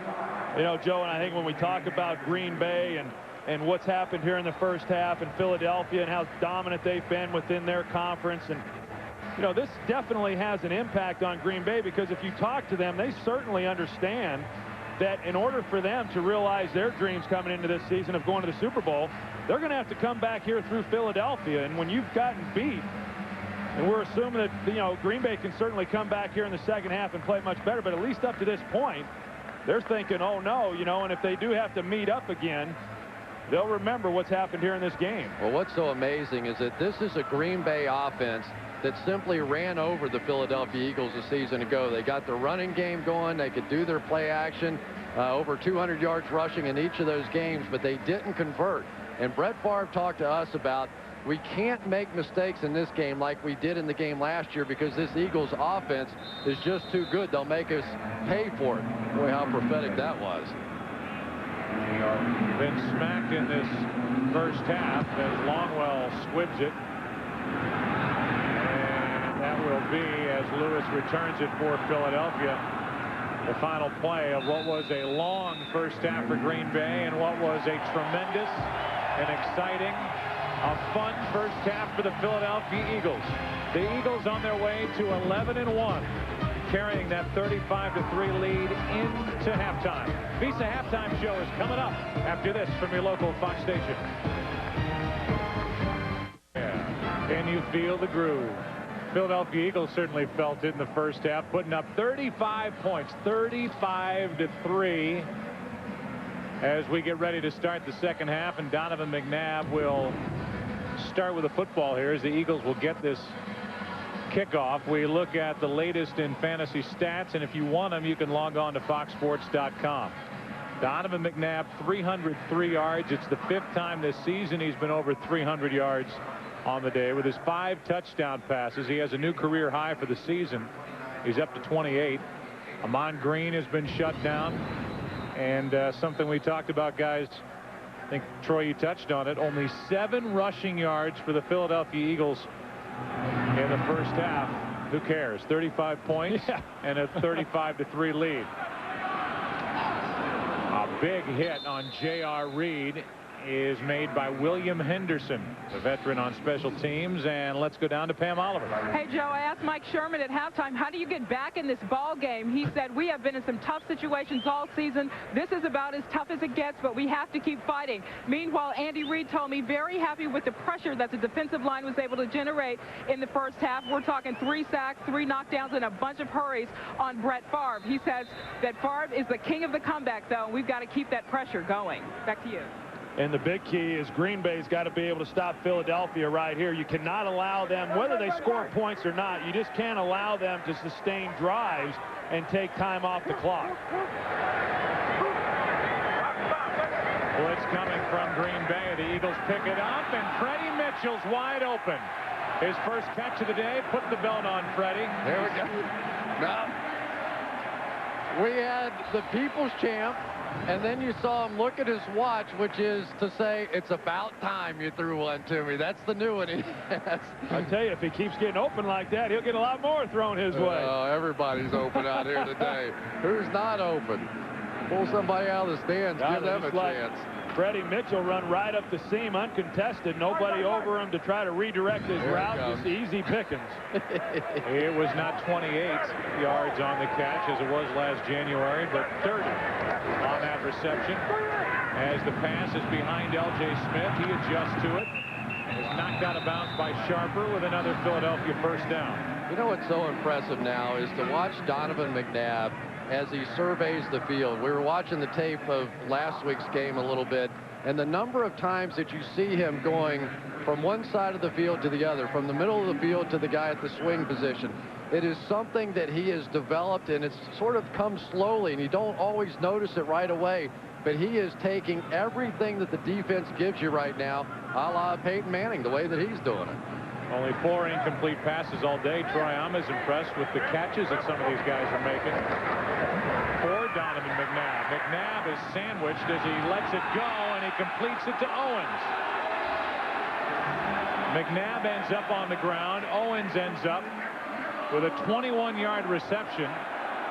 And the Eagles are down knocking on the door again with a ball just outside the 11. Yeah, and right now, if you're Andy Reid, this is what you've got to be a little bit concerned about. Donovan McNabb hanging in there, but he gets hit by 2 guys on each side of him. But again, Terrell Owens and just getting lost in zone as this Packers secondary. We've seen it over and over throughout this game.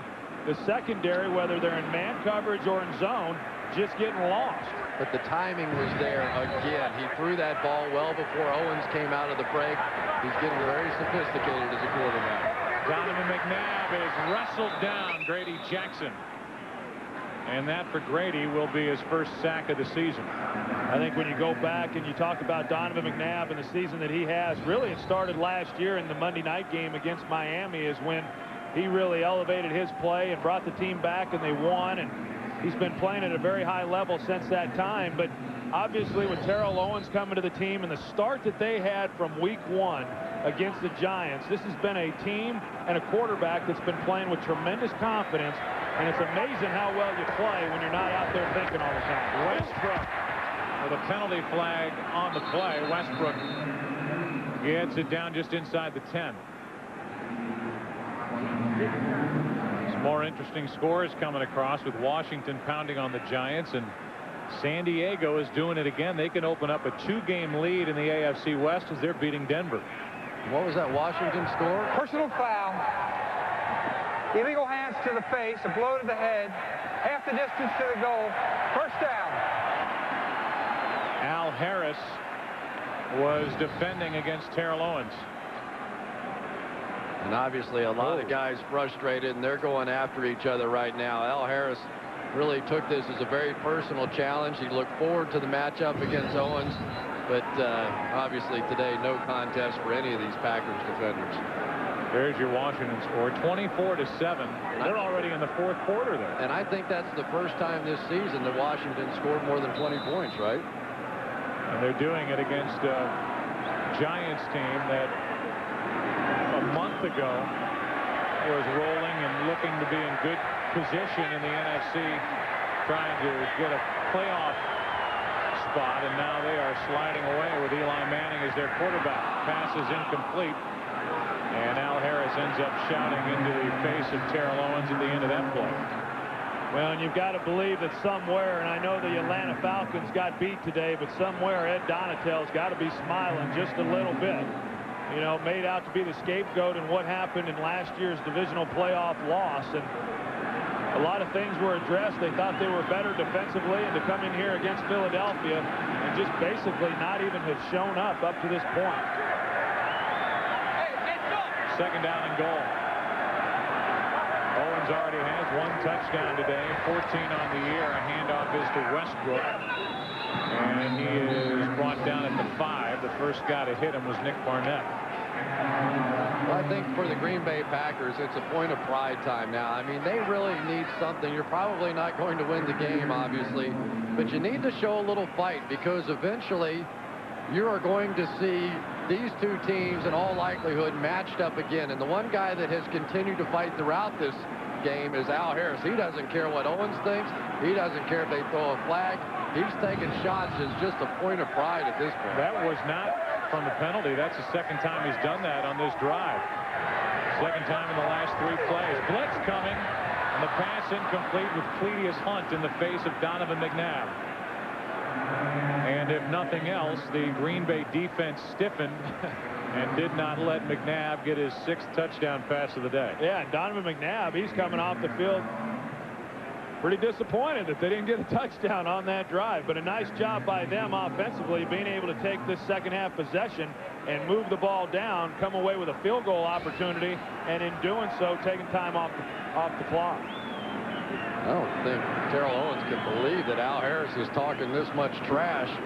Down 35-3, 38-3 now. Akers is good from 23, and Al Harris has been talking here at the start of the second half to T.O., but the Eagles are the ones that are doing the talking with their play, up by 35. A spectacular night in Philadelphia, weather-wise and football-wise, with a 38-3 lead over the Green Bay Packers. Terrell Owens mixing it up with Al Harris during that last possession as Akers kicks it away. This one will be returned by Ferguson. He keeps it as they fake the reverse, and Ferguson, we've seen them do this before, gets it out across the 30. Knocked down at the 32. After that last possession, Andy Reid talking to Terrell Owens about, I'm sure, that situation with Al Harris, and even Harold Carmichael coming over. 38-3 Eagles. First possession of this second half for Green Bay. Trailing by 35 off the hands of Driver, and then nearly picked off by Brian Dawkins. Sheldon Brown on the coverage. I just couldn't help but notice that time on the cable camera that we have from behind, the seat of Brett Favre's pants are all dirty. I don't think they've been dirty all season long. It's just not a good sign. It's remarkable that this guy has stayed on his feet the way that he has this entire season, and now getting knocked around in this one. They toss to Green running left, and Green is wrapped up in the backfield. Curse, Trotter, Jeremiah Trotter on the stop, a loss of 5, and down to Pam Oliver. Hey, Joe, the Packers starting weak side linebacker Niall Diggs has been out of the game since the second quarter. At first, the Packers thought that Diggs had a rib injury. Now they've amended that to something a bit more serious. Diggs has a bruised kidney. I was back in the tunnel as they were loading him up in an ambulance to take him to a local hospital. Okay, Pam, thanks for the report. Bad news for Niall Diggs and for the Packers. He's been one of their best defensive players. The pass is complete to Walker on third down. Walker is up to the 35, but he is 7 yards shy of a first down. Oh, it's really remarkable about what this Eagles defense is doing out here. Since Mike Sherman took over the play calling 6 games ago, they have been averaging 34 points a game and 439 yards of offense, and they look like a college team in here trying to play against the Philadelphia Eagles today. This is one of the best offenses in the NFL. Well, at the end of the day, the Philadelphia Eagles will be all alone at the top of the NFL in points per game allowed. They came in at 14.9, tied with Baltimore. The Ravens had a collapse today. The Eagles are doing their thing against Green Bay this evening.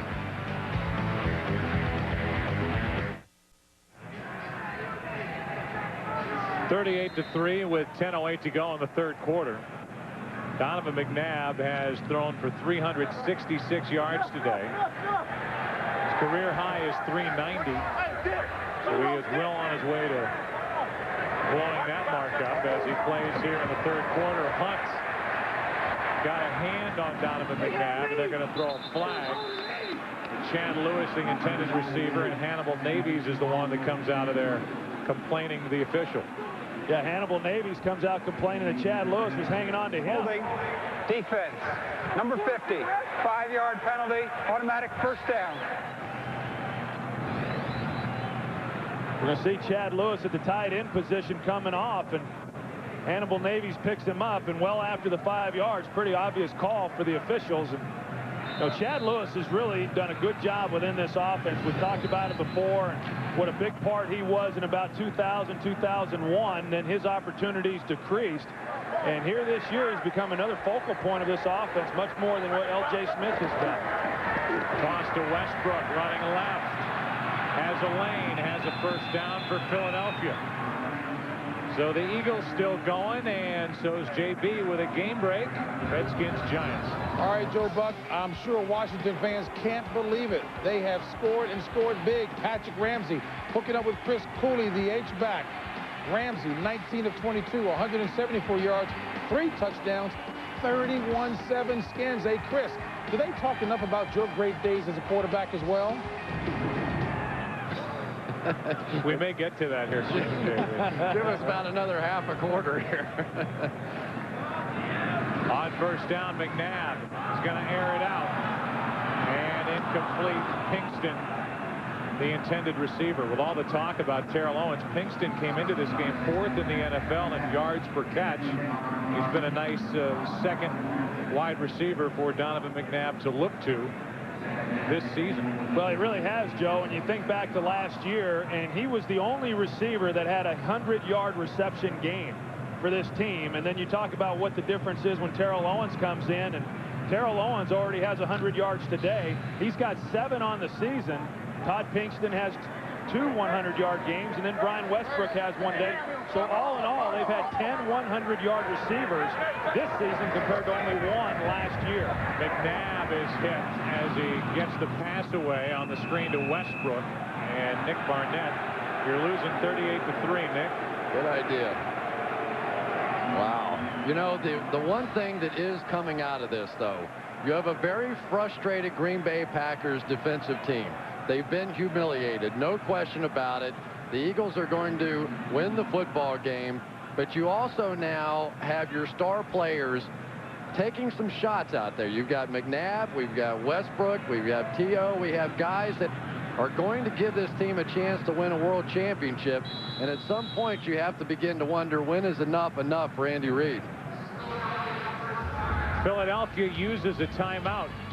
Maybe they want to hear more from Nick Barnett. 38-3 with under 9 to go in the third quarter.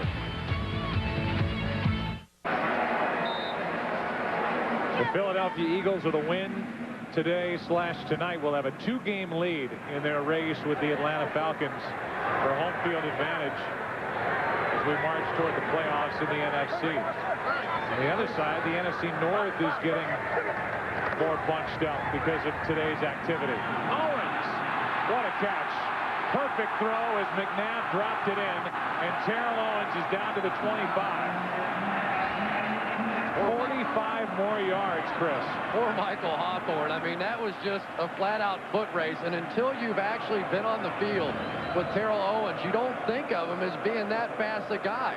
But he just took off running, really not much of a move to speak of, and outran Hawthorne by 3 or 4 yards on the play. I tell you, Hawthorne needs to start watching some film. I mean, he knows that this is the best receiver in the National Football League, and yet he's still trying to come up on him, and he lets him run by him, and it's gotten to the point where it's just embarrassing for this Packers defense and allowing these guys to run open like that. Career high 407 yards through the air for Donovan McNabb as Westbrook takes it over the right side. And what do we want to talk about? You want to talk about the NFC North? You want to talk about some of these records that they're putting up and what Chris said, getting guys out of the game? Well, that was what I was going to say, was they got to get these guys out of the game. When you're talking about Brian Westbrook and how much they missed him in postseason play last year, why is he in the game? Why is Donovan McNabb in the game?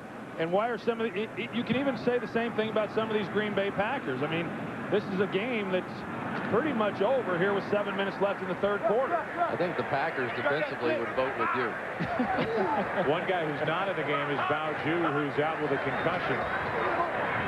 Told you that Diggs is out as McNabb fires off the arms of Dorsey Levens. Not only are they still in the game, but they're still throwing the ball. That's all they know how to do. Wow. How about all the key injuries today? Ju is out with the concussion. Kidney injury for Niall Diggs. Rugemer left with an ankle injury. Nate Wayne re-injured that hamstring. And Derek Burgess has been bothered by a rib injury. That hit him last week in their win over the Giants, and he aggravated it here today. 3rd down and 12. Andy Reid would never forgive himself if somebody got injured, with the score being what it is, and the Eagles playing the way they're playing. Mitchell, Owens, and Owens out of his reach. Freddie Mitchell's a beauty, man. Mitchell is putting on a show, pleading with McNabb to look his way as he had his defender beat. He had his arm up, running down the field, and then when he doesn't get the ball, he pops up looking back at McNabb. Yeah, and Andy doesn't like this, and the other guy that doesn't like it is Donovan McNabb. No quarterback likes when you've got a receiver saying, hey, how about me? You know, I mean, there are some other guys out there on the field, but, you know, hey, Fred X, he delivers. 45-yard try for Akers, and he drills it. Maybe that will mark the end of the day for some of these Eagle stars who have put out 41 points on the Green Bay defense, 41-3. You're watching Fox Sports, broadcasting on the world's finest high-definition standard. And we just saw Freddie Mitchell salute the crowd. Thumbs up. Freddie has a catch today. And well, that's his people. You got to understand. You know, I mean, the people's champs got to wave to the people. How about that? That is in jeopardy.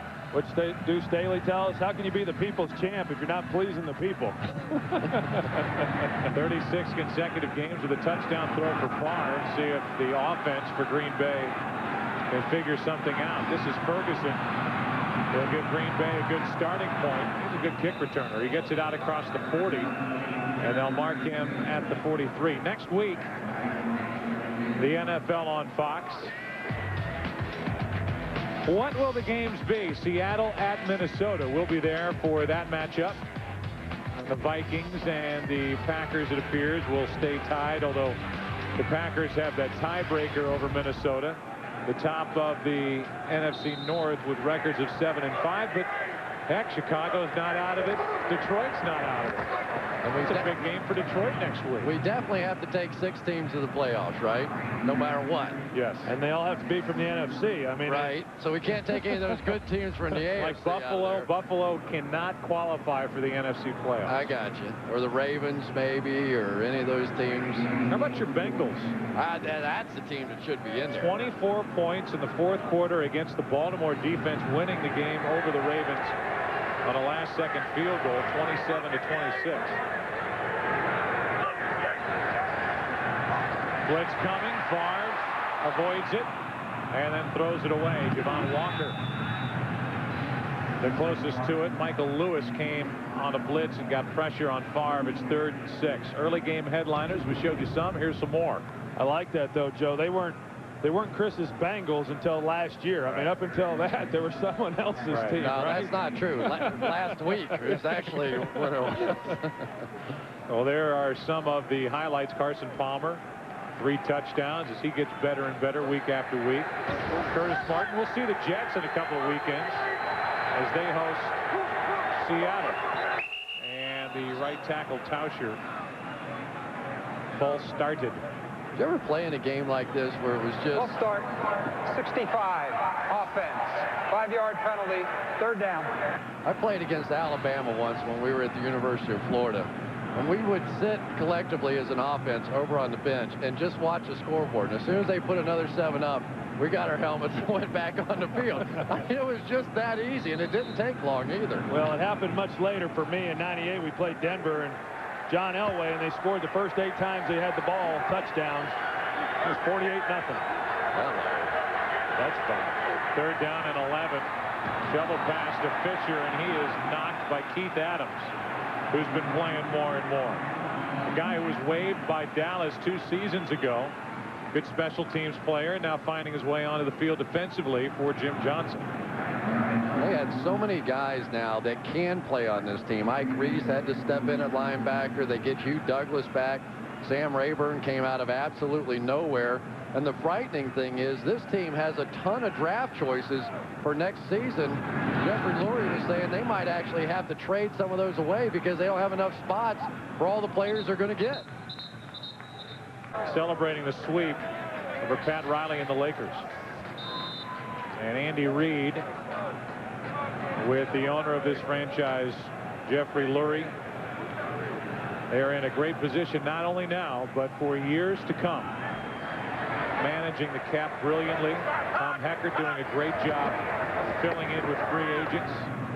We talked about they don't get tricked into signing popular players into long-term contracts when they're on the playing the back 9, so to speak. They let them get away. They cut them and they bring them back. Well, they end up bringing them back. They come back. Whether it's Trotter or Hugh Douglas, but they also draft so well. Joe Banner, the president with this Philadelphia franchise. I mean, they do everything better than anybody else going in the league right now. Well, I think you said it best, Joe. They position themselves to sustain this for a long, long time.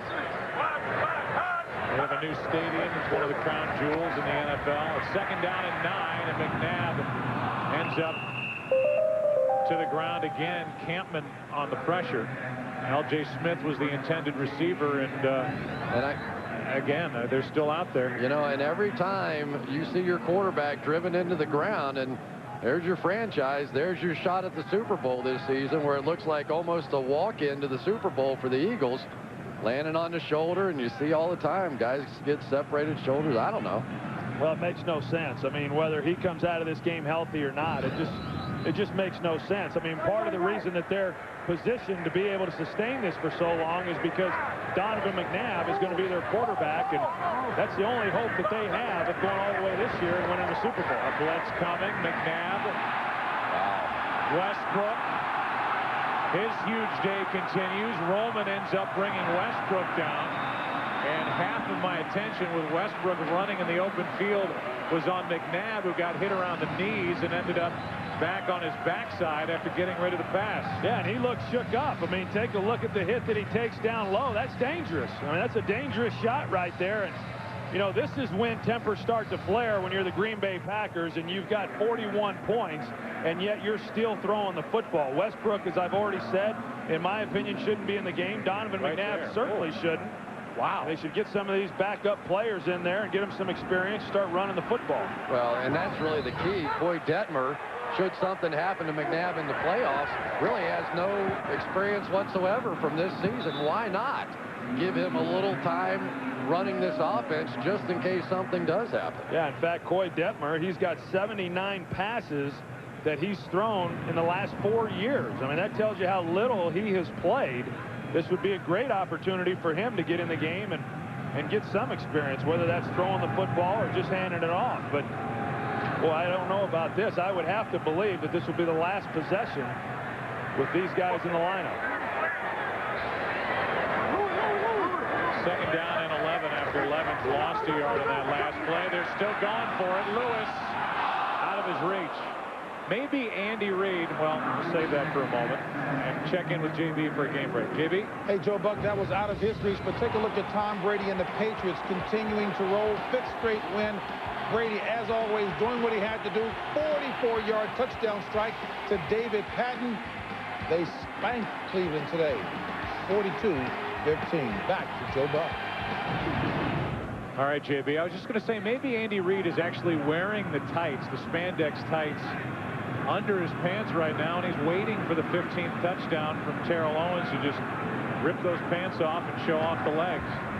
3rd down and 11. Westbrook out of the backfield, wrapped up by Barnett. Barnett's yapping at the sideline. He's still talking.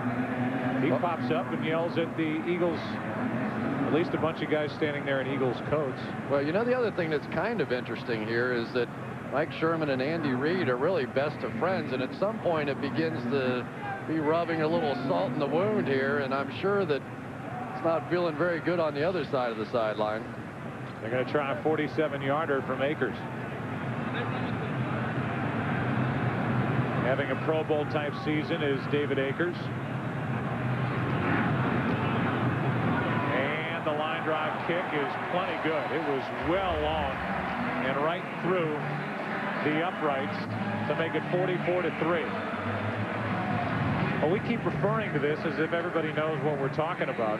We talked about it last week when we were at the Meadowlands watching the Eagles and the Giants, that Andy Reid told Terrell Owens to put some shorts over his spandex tights in training camp, and then he made the bet that if you get 15 touchdowns this season, receiving touchdowns, I'll wear the tights. And he has 1 today and 14 on the year, and that's our best guess as to what Andy will look like in the tights. Has there ever been a better reason to buy an HD set than that right there? So you could get the full example of what Andy Reid would look like in that simulation there. Well, Terrell Owens, he did get a touchdown today to get it to 14, but Andy was quick to read it, or quick to tell us that he does call the plays. I mean, he can call some things to try to keep Terrell from getting that 15th touchdown. But you know that if he does get it, you know that Andy's going to put on the tights. Oh, yeah. There's no doubt about that. No doubt he'll do it. I've read where Terrell Owens says, well, we'll see if Andy holds up his end of the bargain. There is no doubt that if, and I guess these days when it happens, Andy Reid will hold up his end of the bet. Well, his wife Tammy asked him, how come you didn't tell him he had to score 20 touchdowns? And he said, well, 15's a lot. Ferguson, he's been doing this all night long. And he gets it out to the 21, and a penalty flag comes in at the end of that return. And you get the idea that Tammy said that because she's seen her husband in tights. That ain't right. Jason Short was downfield to make the tackle. That's a good point. Illegal block in the black. Receiving team, number 48. 10-yard penalty. First down. Tonight on Fox and an all-new Simpsons, Sex and the City's Kim Cattrall steams up the men of Springfield. Then it's the all-new Arrested Development. If you haven't seen that, you should. And my big, fat, obnoxious boss as the most humiliating sales challenge yet. It all starts next. The new Malcolm, except on the West Coast, right here on Fox. Kim Cattrall has that kind of impact on cartoon characters, too. Huh? Evidently. That's good. Pass is complete. What a throw and catch with Ferguson on the receiving end. Sheldon Brown defending and a gain of 14. And I tell you, I know we've focused a lot on the Philadelphia Eagles, and rightfully so, but you know, when you look at these receivers, whether it's Robert Ferguson or Javon Walker and Donald Driver, these guys have exceptional hands. I mean, when you consider some of the balls that Brett Favre throws at them, you know, these things are coming at them 50, 60 miles an hour, and they just pluck them right out of the air, and they've been doing it all year. Chris, I think you brought up a good point. I just watched Robert Ferguson trot off the field screaming back in the Eagles defensive huddle. There's no doubt that while they're getting embarrassed over on that sideline, the tempers are starting to flare and something could happen before the end of this game. And you just don't want to see one of your star players get lost for the rest of the season based on some cheap shot. And I still say the Packers are a dangerous team for these Eagles, but they're going to have to play their style of game and be in the game early in order to take advantage of what they do best, which is run the football. Amon Green had it, lost it, got back on top of it, and lost 4 at the end of that play. Well, and Joe, and how about Green Bay? I mean, you got Amon Green, who's playing with fractured ribs, for crying out loud. You got Brett Favre, who's still out there. I mean, the same argument that we're using against Philadelphia as to why those players shouldn't be playing, the same thing holds true as to why are the Packers still playing some of their premier players at a point like this in the game. It's a great point about Green. With that fractured rib. It's 3rd down and 11. Favre flushed out, throws, and Javon Walker makes the catch, but he's wrestled out by Lito Shepherd, well shy of first down yardage, short by 5 yards. You know, I really just think that everybody talked about Terrell Owens and the fact that Javon Curse was coming to this football team. But what was really missed was that this was a very unhealthy football team in the playoffs last year, a team that was a shell of the team that we had seen during the regular season because of injuries. So now not only did you get the 2 best free agents that were on the market, you got all those guys coming back healthy that were injured a season ago, and it has just been electric, the net result of that. Dexter Wynn with a fair catch. Coy Detmer had his helmet on along the sideline. We'll see if he comes out with 17 seconds remaining in this 3rd quarter. And if the night is officially over for Terrell Owens, Donovan McNabb, Brian Westbrook, it should be, although Westbrook's going back out in the huddle, and so is McNabb. Wow. Unbelievable. The NFC playoff picture. The Eagles are cruising on their way to 11-1. We'll have a 2-game lead over Atlanta. The race for home field advantage. Wild card leaders, but all those teams on the far right, the Giants, the Panthers, the Lions, the Bucks, the Bears, all still have a shot.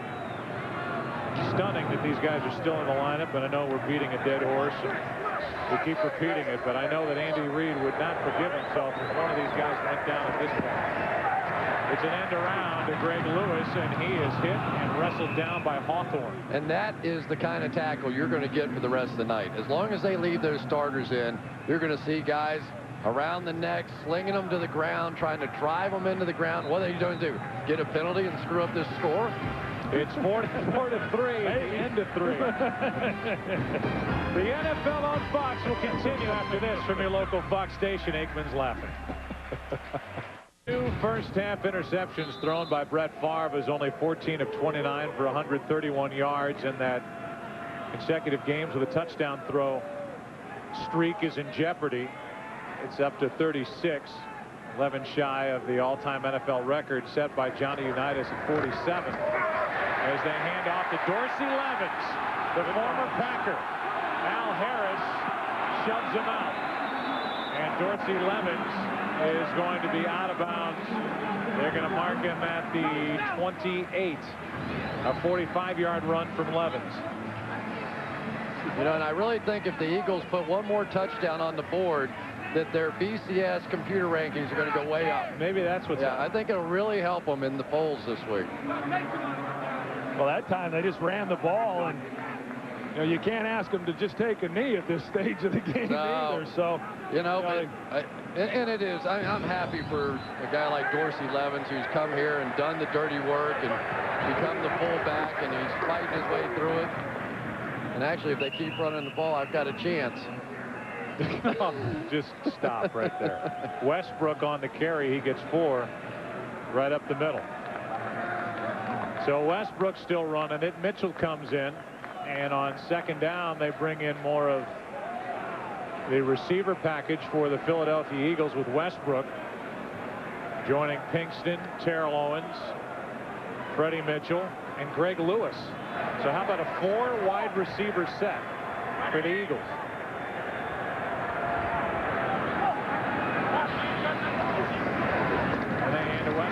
They spread them out, they run the ball, and a penalty flag comes in. 2 of them. And for good measure, one of the officials rifles the flag all the way back from the end zone into the middle of that pile. And it looks to be a face mask against Green Bay. Personal foul, face mask. Number 97 defense. Half the distance to the goal. First down. They don't care. That's where I think the real danger is right now, because obviously the rules of the game aren't really coming into play, and you're frustrated and you are willing to do just about anything out there on the field right now.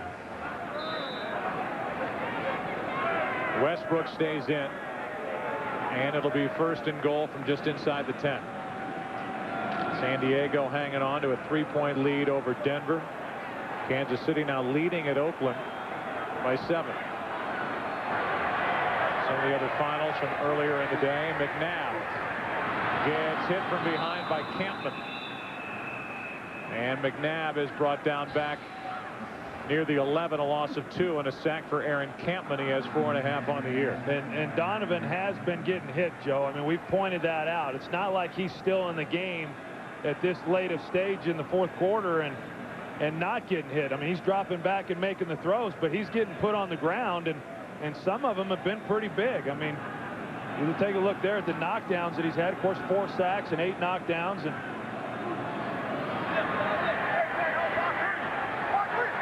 Westbrook, the tailback, with Perry in front of him, and Westbrook gets it. And another good play by Campman, who just came up with a sack, a loss of 2. Yeah, the one interesting thing that's come out of this, though, has been the play of these 2 young guards. Steve Shulo and Alonzo Ephraim have really picked up the slack. They are essentially the 4th and 5th guards for this football team this year, and they've come in here. Ephraim, not even a guard. He plays center, and it really filled in pretty nicely today. That's has to be pretty satisfying for everybody on this Eagles staff. Jermaine Mayberry on the left, Artis Hicks on the right, the 2 injured starting guards. Shulo, who played with Indianapolis, saying, I've already blown 1 chance to play in this league, as Terrell Owens is fighting his way. He gets it down to the 4, and that will bring up 4th down. And the field goal unit will come on the field for Philadelphia, with this crowd begging the Eagles to go for it. Yeah, this crowd is loving it. I mean, there's been nobody that has left because of this blowout. Normally you'll see some fans start heading to the parking lot, but nobody's left here today. Andy Reid can't believe how inept his offense has been in the 2nd half. Yeah, just nothing but field goals. A bad day. Have something to coach him up on now. 22-yard try here for Akers. This is as close to automatic as it gets. 3 more points. It's 47-3. 47-3 Philadelphia with 11:16 left.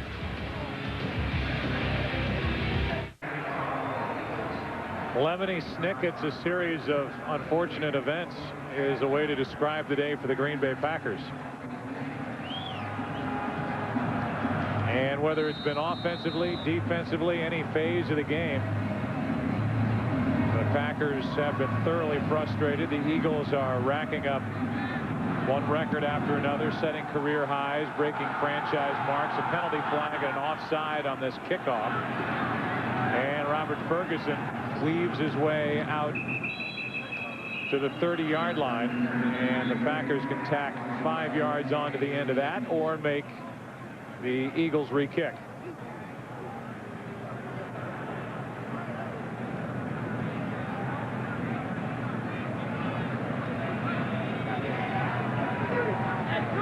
So that decision is being made, and Craig Nall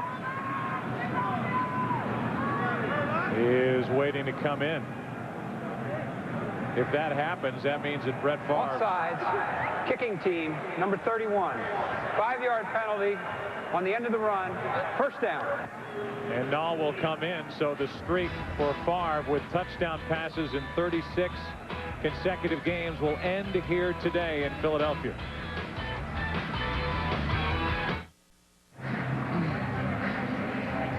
This game did not live up to its billing. 47-3, Philadelphia on top, and Craig Nall, who this season is 8 for 9 for 88 yards, a touchdown, no interceptions, takes over for Brett Favre.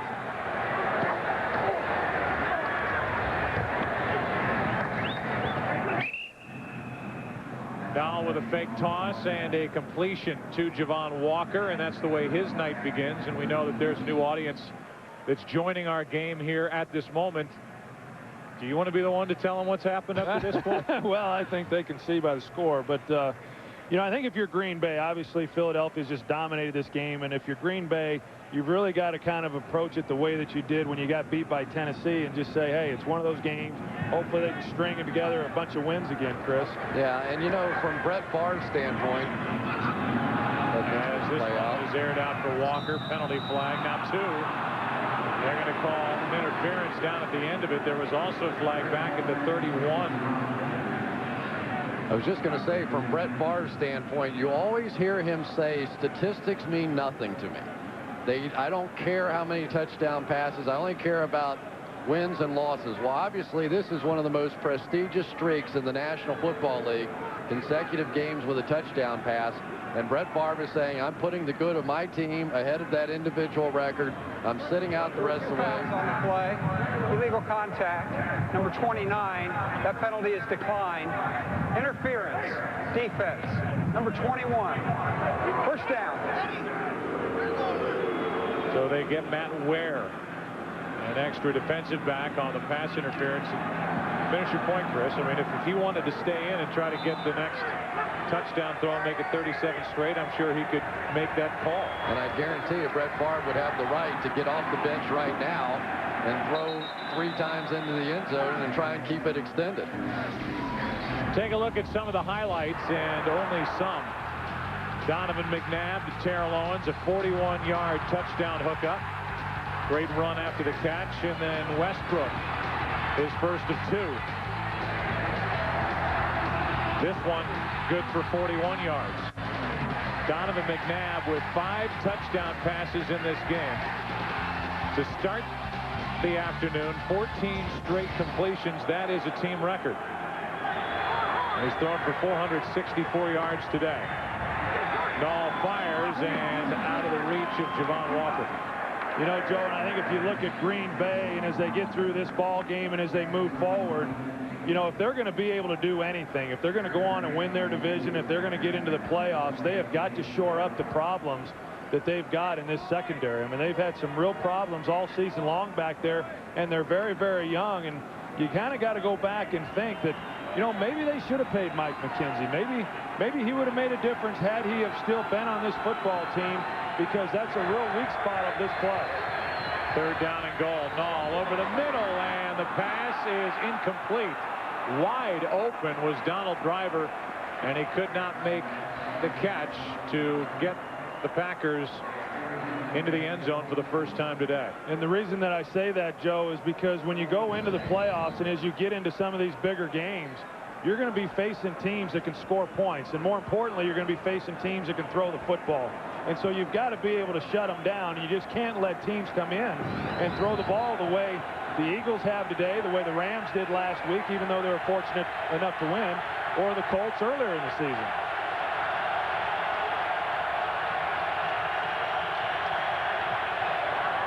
On 4th down and goal, the pass for Franks, and they'll throw a flag for interference.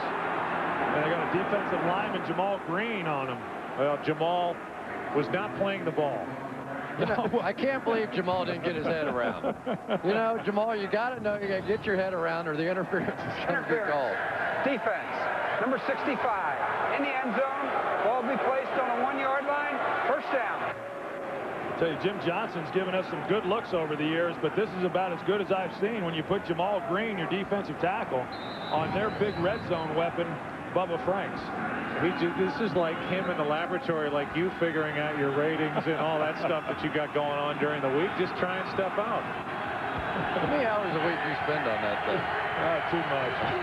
First and goal, Najee Davenport. The Green Bay Packers still have been held out of the end zone, and a penalty flag is on the ground in the back of the end zone.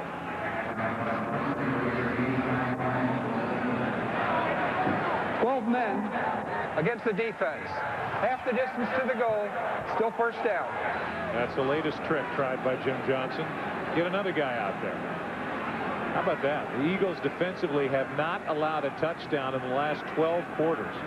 That's why when you talk about teams that move the ball between the 20s, I mean, the one area where Philadelphia's been awfully good, regardless of how teams have run the ball against them, they've done a great job down here, and that's why they lead the league in scoring defense. Handoff is to Davenport, and he is brought down in the backfield, and the Eagles are still playing. It's Corey Simon. And you know what's great is the way this reminds me of what Corey Simon did in that playoff game a season ago when he got 4th and 1 penetration and broke up the play that I thought really turned the entire momentum of that playoff game around right before the half. He comes back and makes a play that looks exactly like it. So now the ball is outside the 1. It's 2nd and goal.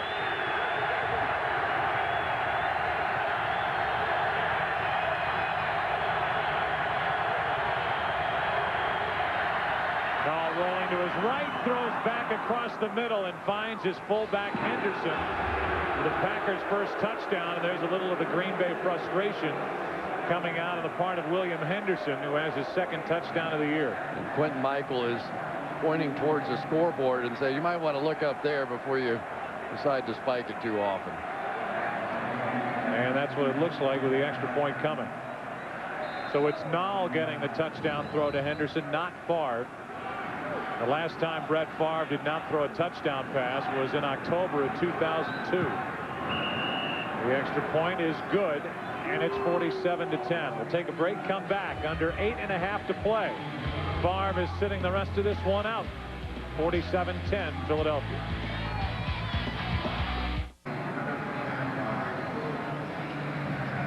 Donovan has been Superman today. And he and his Campbell's Chunky Soup will sit on the bench with the Eagles about to get it back. And you have to believe McCoy Detmer's coming in. Huh? Yes? No? Yeah, it looked that way with the ensemble he had on his head. J.R. Reed on the return, and penalty flags come in. And here, finally, is Coy Detmer.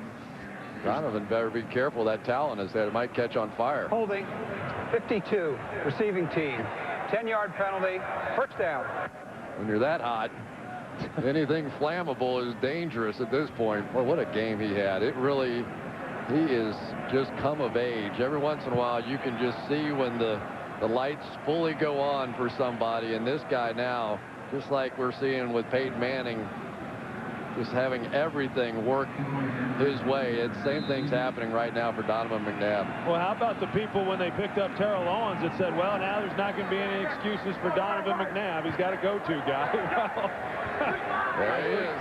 Yeah, I think he showed everybody what it was he was needing. And the amazing thing that McNabb has done is highlight Terrell Owens, but still spread it around and keep everybody involved as Dorsey Levens gets it across the 30. Another first down and a look back on the great day for Donovan. Grin has been big since the beginning. Yeah, when you say what he needed in Terrell Owens went over 1,000 yards receiving in today's game. It's the first 1,000-yard receiver that Andy Reid has had since he became head coach of the Philadelphia Eagles. Detmer running for his life. Gets rid of it. Didn't look like he got it back to the line of scrimmage. Detmer ends up on his back as Aaron Campbell is there to provide the pressure for Green Bay. But that's why you have a stunt quarterback in the game now. So he can take those kind of hits, and it's not Donovan McNabb. And how hot has McNabb been now over the past 4 games? 14 touchdown passes and just 1 interception. I don't know what that quarterback rating is, but it is up there. Andy Reid is about to win for the 67th time as the Philadelphia Eagles head coach, and that would make him #1 in franchise history all time with those victories. And there are many, many more to come. He signed through 2010 and a deal that's going to pay him $5 million a year as Dorsey Levens loses yardage on that play. Yeah, and the BYU job came open this week, and they have tried contacting Andy Reid and would very much like for him to become their head coach. Of course, Andy Reid spent a lot of time there and met his wife there at BYU, played under Lavelle Edwards and coached there as well. But he's very happy, very content here in Philadelphia with that contract extension. And the job that he's done putting together this team and this front office, and along with the coaching staff, I mean, there's just no end in sight as to this team being a contender for a long time. 3rd down and 14. Donovan McNabb ends this day with a quarterback rating of 147.8. Penalty flag comes flying in on the play as Dorsey Levens carries it for 4 yards. And you know, for Andy Reid, he has come so far from the days when he was a limo driver trying to earn a little extra money. He umpired 3 ball games a night at $15 a game. 49 offense. When did he do all that? Hey, I just read it in the newspaper today. Fresh off the presses. Don't you dare question me on this one. I'm not questioning you, but how old was he? Now, does he not look like a limo driver? No, seriously. He was at least 16. I've come a long way. I umpired some Little League games. You did? Yeah. Get out of here. Yeah. Which lifetime was that? I bet he made a good limo driver, though. Can you imagine him in that little hat and the cat suit? For some reason, I can, actually. Yeah. Dirk Johnson punts it away. Good punt. Joe wouldn't dip in either. Chapman. Oh, you know what? If that's what this kind of a game leads to, cheap shots like that. He is pretty tight, isn't he? Oh, you guys stink. 47-10. Green Bay with a football.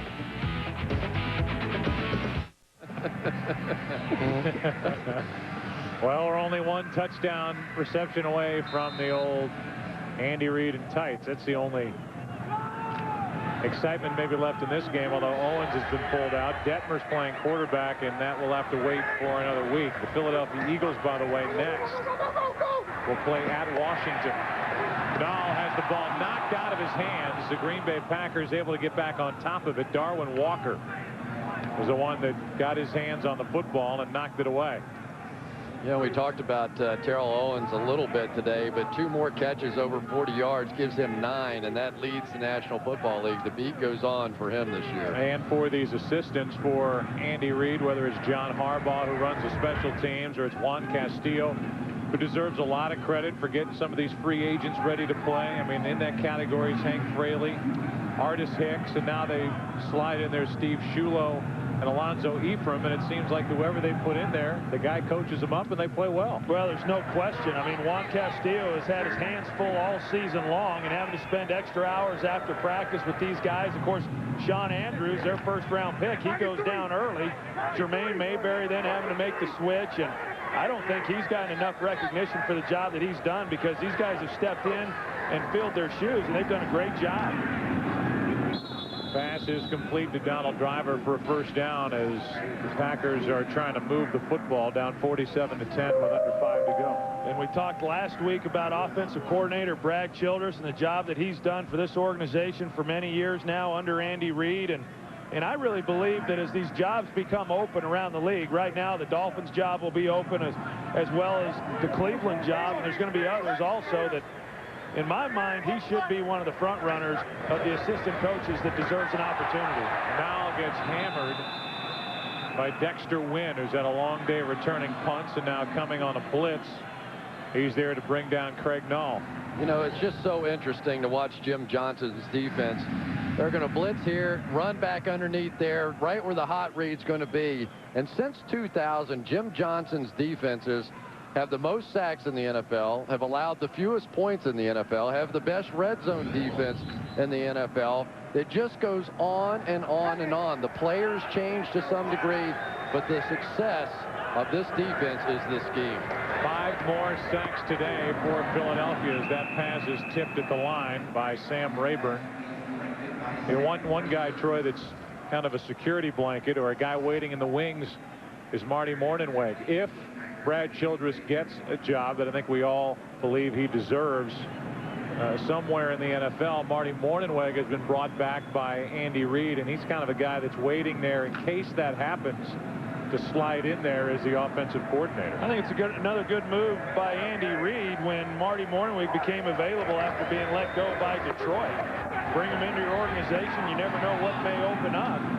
Wow, what a throw by Nall, and an even better catch by Ferguson, who loses his balance at the Philadelphia 45, a gain of 24. And there's Marty Mornhinweg there. And if something does happen with Brad Childress and he moves on to greener pastures, it's nice knowing that you've got someone of the qualifications of a Marty Mornhinweg who could step in, be the offensive coordinator, and keep this thing rolling. You know, it is so tough, though, for these offensive guys to get the credit they deserve, because Andy's the one that calls the plays, and it's always been that way in this league, that if you're not the play caller, people still aren't quite sure. But obviously, Childress has proven his worth around here. But also, Andy Reid was not the play caller in Green Bay when he got the head job here in Philadelphia, so it certainly has been done. And I know that as much as what Brad Childress does during the week, I certainly feel that he's qualified. Ed Spida is our statistician, Philadelphia's own Ed Spida, keeping us up to date with all these records and all these numbers that the Eagles, under the direction of Andy Reid, are putting up today. And Dave Schwalbe is our spotter today, keeping me straight on who's making tackles. Hey, Schwalbe. He's Good still to see here. you. Coming up on the 3-minute mark in this fourth quarter, Donald Driver with the catch, and he is wrestled down. They're going to keep the clock winding. It was Rod Hood on the tackle and nothing else. Little chance for Craig Nall to play a little bit, and he's been spreading the ball around. And we saw him earlier this season play a little bit, and he has a live arm. He really can throw it. I know the big question in Green Bay has always been who is ultimately going to replace Brett Favre, and no one. Yeah, I can't get that right. What did Mike Sherman? The same guy that's replaced Aikman in Dallas. Mike Sherman said, I have a clause in my contract. When he goes, I go. Nall fires for Walker, and Javon Walker hangs on and has a touchdown. So Nall has led the Green Bay Packers to 2 fourth-quarter touchdowns.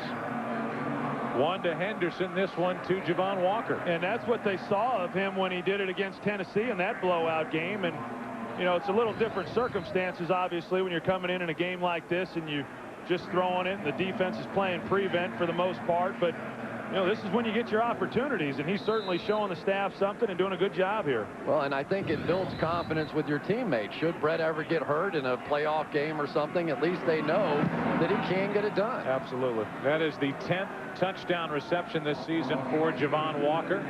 Pretty catch. JB with a game break. James. Denver trailing by 3 against San Diego at the 48 of the Chargers. Plummer, as opposed to going deep for it, as Jimmy Johnson says, throws it in the flat to Darius Watts. Not enough time. 8 seconds remaining. That does it. San Diego winning its 6th straight, distancing themselves from Denver in the AFC West. Back to Joe Buck. All right, JB, so a 2-game lead, and that's got one former quarterback shaking his head to my right. What was that? Well, I mean, that's about as bad a mental mistake as you can have. I think Mike Shanahan's face said it all right there. I mean, he couldn't believe what he was watching. You got one last shot. You got to take it down the field. And Marty Schottenheimer was just written off. I mean, he was going off into the sunset going into this season. I don't think anybody thought he was going to survive this year. And all of a sudden, he has just put together some magic in San Diego, as he's done time and time again in different places. Yeah, and he's finally realized that Marty ball just doesn't cut it in the National Football League. I mean, he's been the first to admit this year that they need to start throwing the ball. That's what they've done with Drew Brees. But, Chris, I'm anxious to see what happens with that quarterback situation at the end of this season. They say they can keep both Drew Brees and Phillip Rivers, but, boy, I think it'll be hard to do that. They can keep them, but they couldn't keep them happy. Not together. A little pop-up kick, and J.R. Reed from inside the 20. And he was doing a pirouette. Ben Steele is downfield to make the tackle. And Andy Reid has just about officially knocked Earl Greasy Neal from his top spot in Philadelphia Eagles history. You know, Greasy, he was a heck of an athlete, too. You know, he played a little pro baseball, Joe. I didn't realize that. Neal was inducted into the Pro Football Hall of Fame back in 1969. You saw a run there by Steve Van Buren. And those of us at Fox have projected Andy Reid the winner in this game, and now as the top guy as far as head coaches in Eagles franchise history with 67 victories. Dorsey Levens ran into a pile and then tried to go outside. The Packers stay after him. No game. You think Greasy ever wore a cat suit? No. Well, I don't know. They slept in cat suits back in the day. Really? I didn't realize that. Yeah, something like that. A nightcap and a cat suit. 2 minutes left, thankfully, in this one.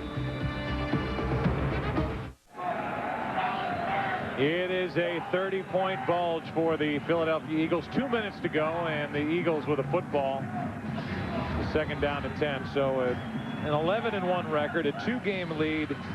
The race for the best record in the NFC and home field advantage throughout the playoffs. And Donovan McNabb had a record-setting day. A career day in the midst of a career year.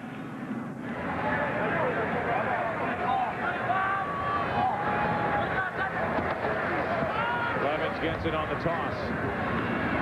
And Dorsey lowers his head, gets it out to the 35. A gain of 5. Barnett on the tackle. And these are the career highs. Donovan McNabb with his 5 touchdown throws. 14 straight completions, which is an Eagles record. 32 completions, a career high. The 464 passing yards. And Westbrook with 3 touchdown catches to give him 6 on the season. And to me, that's really the story. You know, for the early part of the season, it was Terrell Owens, and they couldn't stop him. And now all of a sudden you throw this guy into the mix, and he's really one of the most exciting young backs in the league. He doesn't get the national attention that a lot of other guys do, but he's a smart young man. He's working on his master's degree. You can see it in his blitz pickups. He knows what he's doing. You can see it in his route running. He knows how to read defenses on the fly. Just a tremendous young player, and we're going to see a lot of them in the playoffs. Well, and that's really the key right now for this Philadelphia Eagle team is, you know, yes, they're still playing for home field advantage, and you want to be playing your best football when you go into the postseason play, and they certainly are playing their best football right now. And then in addition to that, trying to stay healthy. So they've still got a lot to play for as they move through the rest of this season. But the most important thing is that they're able to come out of it with a healthy team, unlike what they had last year. You saw the upcoming schedule for the Eagles. Nobody really scares you on that list if you're the Philadelphia Eagles, especially playing the way they've played today and recently. You look at the playoff picture, the Green Bay Packers will still be out in front in the North, but they missed a chance to go a full game up on Minnesota, who lost today at Chicago. Green Bay has the tiebreaker there. The Rams at 500, the last spot, and then a gaggle of teams that are still in the hunt at 5 and 7. Yeah, and I still think that, like, when you look at Green Bay and they had reeled off 6 straight wins, and, you know, eventually you're going to lose a game. You certainly don't want to go out and lose a game the way that they did here today. But, you know, sometimes a loss is a good thing. Sometimes it gets your team refocused, and now as they move through the last 3 or 4 ball games of the season. But I still go back to what the impact is on this football team if, in fact, they have to come back here to Philadelphia in the playoffs. Because a loss like this, I can tell you, you don't just push that out of your mind. It will be there if they have to come back and play against the Eagles. But we have seen this season the teams that were undefeated and lost, Philadelphia and Pittsburgh and New England, when they got beat by Pittsburgh, they have come back better after those losses. Saw the upcoming schedule for Green Bay, and how important could that Christmas Eve game be in the Twin Cities between the Green Bay Packers and the Minnesota Vikings?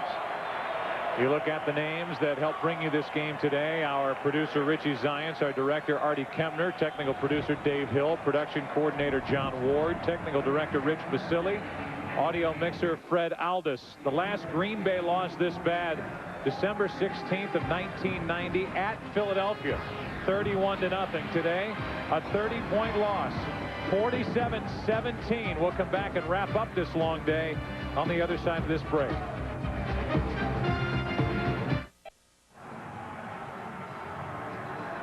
Terrell Owens and the Eagles singing all night long. They enjoyed a 47-17 win over Green Bay. UPS delivers a chance to win the ultimate home football experience.